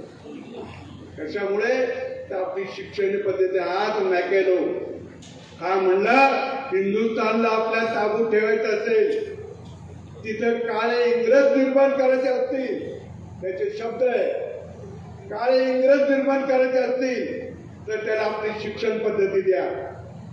त्यांची शिक्षण पद्धती ठेवू नका. त्यांचा अध्यात्मावर विश्वास आहे, त्यांचा देवावर विश्वास आहे, त्यांचा धर्मावर विश्वास आहे. त्यांचं या सगळ्या देवधर्मावर सणावारावर फार विश्वास आहे. ते विसरत नाही आणि ते विसरल्याशिवाय त्यांची संस्कृती खराब होणार नाही. त्यांची संस्कृती जर मोडायची असेल, मुळापासून उखडायची असेल तर त्याचं शिक्षण बिघडा. शिक्षण बिघडलं की हे सगळं होतंय. आणि म्हणून मला अजून तेही आठवतं, एका जणांनी सांगितलेलं की रशियाच्या कुठेतरी एका विश्वविद्यालयामध्ये फायर बोर्ड लावलाय. एखाद्या राष्ट्राला नष्ट करायचं असेल तर बॉम्बची गरज नाही. त्याची शिक्षण पद्धती बिघडली की ते राष्ट्र हळूहळू लयाला जाईल. म्हणून राष्ट्र वाचवायचं असेल तर शिक्षण पद्धती, आणि शिक्षण पद्धतीच नाही नुसती तर आपलं सगळं, आपली जी परंपरा आहे, जी संस्कृती आहे, ती संस्कृतीही वाचवली गेली पाहिजे. तर आपलं राष्ट्र याची सुधारणा सुधारणा होऊन आणखी वर आपल्याला पाहिजे तेवढा आपलं राष्ट्र मोठं होऊ शकतं. आणि त्या दृष्टीने आपले पाऊल चालले. मला आणखी एका शास्त्रज्ञाचं विचार काय करतात लोक बघा. शास्त्रज्ञ मंडळी डॉक्टर वर्गीस, ते तर शिक्षण झालं त्यांचं याच्यात अणुशास्त्रात. डॉक्टर वर्गीस ते भारत सरकारच्या त्यावेळेला काय अनुदान होतं त्या अनुदानावर शिकले ते. पण जेव्हा शिक्षण घेऊन परत आले त्यावेळेला त्याला कुठं पाठवलं? केंद्र सरकारने त्यांना पाठवलं तिकडे गुजरातमध्ये. गुजरातमध्ये पाठवलं. ते अमूल दिसतं ना, अमूलचं नाव, हे अमूल त्यांच्यामुळे. लाल बहादूर शास्त्रीला त्यांनी एका झोपडीमध्ये रात्रभर मुक्काम करायला लावला. शेतकऱ्याचं जीवन कसं असतं पाहायला. आणि मग त्यांना तिथे गेल्यावर त्यांनी ते आता त्यांचं शिक्षण तर वेगळं, हे सगळं कारभार वेगळा आहे, पण त्यांनी लक्ष घातलं. पण त्यांची गोष्ट आहे, ते इकडे 5-6 महिने राहिले आणि गावाकडे गेले मद्रासला. आई एकट्या होत्या. आणि मग ती आई म्हणले, अरे बाबा तू किती दिवसाची सुट्टी घेऊन आलाय? तेवढी 15 दिवसाची सुट्टी आहे, मला जावं लागेल. तेवढी लग्न का तू आण, जी मुलगी आणशील त्या मुलीशी मी लग्न करतो. आणि त्याने आईने त्यांच्या नात्याची एक मुलगी दाखवली. ज्या दिवशी त्यांचं सकाळी लग्न लागलं आणि दुपारी नवरा बायको रेल्वेत बसून आनंदला गेले. आनंदला कुठं? आनंद गेले. सकाळी लग्न आणि दुपारची रेल्वे धरून आनंदला गेले नवरा बायको. काय विचार, काय त्याग आहे, काय तपश्चर्या आहे. देशासंबंधीचं प्रेम, एखाद्या विचारासंबंधीचं जे प्रेम असतं ना ते याच्यातून दिसतं. असं प्रेम शाळेतून निर्माण झालं पाहिजे. असा विचार त्या प्राथमिक शाळेतून निर्माण झालं पाहिजे. आणि प्राथमिक शाळेतले मुलं तर आपल्याला त्याची बौद्धिक क्षमता वाढली पाहिजे. आता नुसतं लिहिता वाचता येणारं शिक्षण नकोय, नुसतं सर्टिफिकेटचं शिक्षण नकोय. सर्टिफिकेटचा काही उपयोग नाही. आजच्या BA झाला का, MA झाला काय, पुष्कळ गावगाव आहे. तुम्हाला तुमच्या हातात कला असली पाहिजे, कौशल्य असलं पाहिजे. त्याच्या हातात कौशल्य तो उपाची नाही. त्याच्याकडे डिग्री आहे, तो रोज हिंडतोय, पुढे जॉब मिळतो का? मिळत नाही. आणि म्हणून आपल्याला विनंती करतोय या सगळ्या शिक्षण संस्थेच्या नाही की आपलं मुलांचं शिक्षण, बौद्धिक शिक्षण वाढणं आणि 8वी-10वी पर्यंतच खरं म्हणजे त्याची बौद्धिक क्षमता सरळ होते. आणि महिला मंडळीने पण एक आग्रह करतोय, मुलगा बोलायला लागल्यापासून मुलीला बोलता यापासून तिला शिकवा. ती ऐकते आणि ध्यानात ठेवते. तिला एखादं गाणं पाठ होतं, तिला एखादं कविता पाठ होते, तिला एखादा श्लोक पाठ होतो. आहे ना, आता म्हणतात ना, आपण पाहतो ना दूरदर्शनवर, युट्यूबवर, 1 वर्षाचे लेकरं म्हणतात की नाही. मग त्याला जर त्याच्या आईने शिकवलं येत असेल तर आपल्या मुलाला आपण शिकवलेलं का नाही यायचं. म्हणजे मनात आलं पाहिजे आणि मनात आलं सगळ्या गोष्टी होतात. मनात नाही आलं तर काही होणार नाही. आणि म्हणून मन लावून पोरांना शिकवा, मुला मुलींना शिकवा, तरच आपल्याला पुढे जाता येईल. त्यांचं भवितव्य चांगलं होईल एवढीच विनंती करतो. आणि संस्था चालकाने यादव आणि त्यांच्या सगळ्या सहकार्याने मला या ठिकाणी बोलवलं आणि या 2 महान अशा शास्त्रज्ञाचा सत्कार माझ्या हातून केला. एक म्हणजे त्यांचा गौरव नाही, हा माझाही गौरव आहे की त्यांचा सत्कार करायचं भाग्य मला मिळालेलं आहे. आणि म्हणून मी आपल्या सगळ्यांचा मला बोलवल्याबद्दल मी आपल्या सगळ्यांचा ऋणी आहे. धन्यवाद. जय हिंद, जय भारत. आजच्या या कार्यक्रमाचे अध्यक्ष राजस्थानचे सन्मान्य महामहिम राज्यपाल आदरणीय हरिभाऊ बागडे साहेबांनी अध्यक्ष समारोह या ठिकाणी केला. खरं तर असं म्हटलंय की एका शायरनं याद रहे ये सफर बडा आदमी बनने का नाही बल्कि आदमी बनने का है. आणि असंच माणुसकीचं एक नवं नातं विविध क्षेत्रांच्या माध्यमातून स्वर्गीय सन्माननीय कर्मवीर मामासाहेबजी जगदाळे यांनी या ठिकाणी केलं. आणि आज त्यांच्याच विचारानं आपलं योगदान देणाऱ्या या संस्थेच्या कार्याचा आढावा घेत आपलं मार्गदर्शन सन्माननीय महामहिम राज्यपाल साहेबांनी इथं दिलं. यासाठी त्यांचे पुनश्च एकदा आभार. उपस्थित असलेल्या सर्वांना विनंती, कार्यक्रमाचा शेवट राष्ट्रगीतानं होतोय, पण त्याच्या आधी सभा संकेतानुसार कार्यक्रमाचा शेवट हा आभार प्रदर्शनानं होतोय. आणि हे आभार प्रदर्शन व्यक्त करण्यासाठी मी आमंत्रित करते या संस्थेचे खजिनदार आणि सांस्कृतिक कार्यक्रम विभागाचे चेअरमन सन्माननीय जयश्री शितोळे सर यांना. जय जिजाऊ, जय शिवराय, जय कर्मवीर. आजच्या कार्यक्रमाचे अध्यक्ष आदरणीय राजस्थानचे राज्यपाल महोदय आदरणीय हरिभाऊजी बागडे साहेब, पद्मविभूषण आदरणीय रघुनाथजी माशिलकर सर, पद्मविभूषण आदरणीय अनिल काकोडकर सर, आदरणीय राजभाऊ राऊत सर, संस्थेचे सर्व पदाधिकारी आणि व्यासपीठासमोरील सर्व उपस्थित बंधू भगिनींनो. संपला अंधार आता सूर्य ज्ञानाचा उदेला, लागल्या वाटा दिसाया शक्ती देत चालण्याला, असे या कार्यक्रमाचं वर्णन करता येईल असं मला वाटतं. संस्थेच्या इतिहासामध्ये प्रथमच योगायोग असा आलाय की पूर्वपरिचय नसताना झालेल्या भेटी, जुळलेले सूर आणि याच योगायोगाचा हा मला भाग आहे असं मला वाटतं. सर्वथा अपरिचित असलेल्या किंवा ज्यांच्याशी कधी ओळखच झाली नाही तरी भाग्यवान म्हणावं अशा असामान्य व्यक्तीशी माझा परिचय झाला. परिचयच काय, पण स्नेहबंधने जोडले, त्यांचे आशीर्वाद, त्यांचे मार्गदर्शन मिळाले. तो नुसता योगायोगच राहत नाही तर तो भाग्ययोग ठरतो. म्हणूनच कर्मवीर डॉक्टर मामासाहेबांच्या नावाने दिलेला हा पुरस्कार आपण स्वीकारल्यामुळं श्री शिवाजी शिक्षण प्रसारक मंडळाचा शैक्षणिक सामाजिक कार्याचा भाग्योदय झाला असं म्हणलं तर वावगं ठरले आहे. खरं तर या दृष्टीने आमचा गौरव झाला. आदरणीय माशिलकर सर, आदरणीय काकोडकर सर, यापूर्वी आपल्याला पद्मश्री, पद्मभूषण, पद्मविभूषण देऊन गौरवण्यात आलं, जे भाग्य फार क्वचित जणांना मिळतं. माझी अशी धारणा आहे, माझी सदिच्छा आहे, आमच्या सर्वांची सदिच्छा अशी आहे की आपल्याला येणाऱ्या काळामध्ये भारतरत्न सुद्धा पदवी मिळावी. तर या पुरस्कारामुळे कर्मवीर डॉक्टर मामासाहेब जगदाळे समाज परिवर्तन गौरव पुरस्कार देणं म्हणजे संस्थेला धन्यता वाटणं, कृतार्थ होणे असं आम्ही समजतो. कर्मवीर पुरस्काराच्या निमित्तानं व्यासपीठावर आज रघुनाथ म्हणजे राम, अनिल म्हणजे कृष्ण आणि हरिभाऊ अर्थात हरी, रामकृष्ण हरी हा मंत्र विज्ञानाच्या रूपाने मानवाच्या कल्याणासाठी आहे असं मला म्हणावं वाटतं. बार्शीच्या इतिहासामध्ये प्रथमच बार्शीला राज्यपाल येत आहे आणि त्यांच्या अध्यक्षतेखाली हा कर्मवीर पुरस्कार त्यांच्या हस्तेच प्रदान केला जातोय. याचा आम्हा बार्शीकरांना व संस्थेला मोठा आनंद वाटतोय. ही गोष्ट आमच्यासाठी अभिमानास्पद आहे. आजच्या कार्यक्रमाचे अध्यक्ष आदरणीय राज्यपाल महोदय आदरणीय हरिभाऊजी बागडे सर यांनी आपला बहुमूल्य वेळ कार्यक्रमासाठी दिला. संस्थेच्या वतीनं मी आपले मनपूर्वक आभार मानतो. खरं तर आपल्याला खूप गडबड आहे, दिल्लीला जायची, पण या वयात सुद्धा बाय रोड येऊन आम्हाला वाटलं होतं की प्लेनने आपण याल, पण बाय रोड येऊन जी सदिच्छा आमच्यासाठी दिली ते आम्हाला फार बहुमूल्य आहे. आणि विश्वाबरोबर तंत्रज्ञान, संशोधन आणि शिक्षण या क्षेत्रात ध्रुवपद प्राप्त करणाऱ्या आपल्या कार्यकृतीतूनच भारतासाठी विजन 2035 सांगणारे आंतरराष्ट्रीय ख्यातीचे शास्त्रज्ञ पद्मविभूषण आदरणीय अनिलजी काकोडकर सर हे या कार्यक्रमाला उपस्थित राहिले. विद्यार्थ्यांशी आमच्या हितगुज केलं, आम्हाला मार्गदर्शन केलं, त्याबद्दल मी संस्थेच्या वतीनं त्यांच्या मनपूर्वक आभार मानतो. आदरणीय खैरनार सर, आपण सुद्धा यासाठी मदत केली, आपले आभार.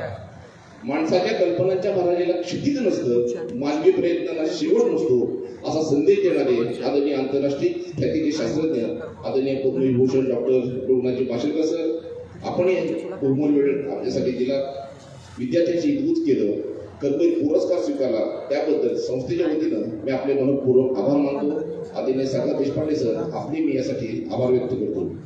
या कार्यक्रमासाठी उपस्थित असणारे आदरणीय राजेभाऊ सर आपण उपस्थित दर्शविले त्याबद्दल तुमचे मी आभार मानतो. संस्थेचे सर्व पदाधिकारी, कार्यकारी सदस्य, संस्थेचे हितचिंतक, याबरोबरच राज्यपाल महोदयांच्या बरोबर ऑफिसमध्ये मग ते श्री प्रकाश सर असतील, सागर सर असतील, वाहेगावकर सर असतील आणि इतर सर्व अधिकारी वर्ग असतील, या सभेचे सूत्रसंचालन करणाऱ्या आमच्या श्वेता मॅडम असतील, संपूर्ण सिक्युरिटी गार्डचे सगळे ऑफिसर असतील, प्रिंट मीडिया असेल, डिजिटल मीडिया असेल, संपूर्ण पत्रकार बंधू असतील, या संपूर्ण परिसराला ज्या पोलिसांनी संरक्षण दिले ते संपूर्ण पोलीस स्टाफ असेल, या सर्वसामान्य अधिकारी साहेब या ठिकाणी उपस्थित झाले, ज्ञात अज्ञात सर्व लोकांचं, साऊंडवाले असतील, फोटोवाले असतील, साऊंड मंडपवाले असतील, या सर्वांचं मनापासून मी संस्थेच्या वतीनं हार्दिक आभार व्यक्त करतो.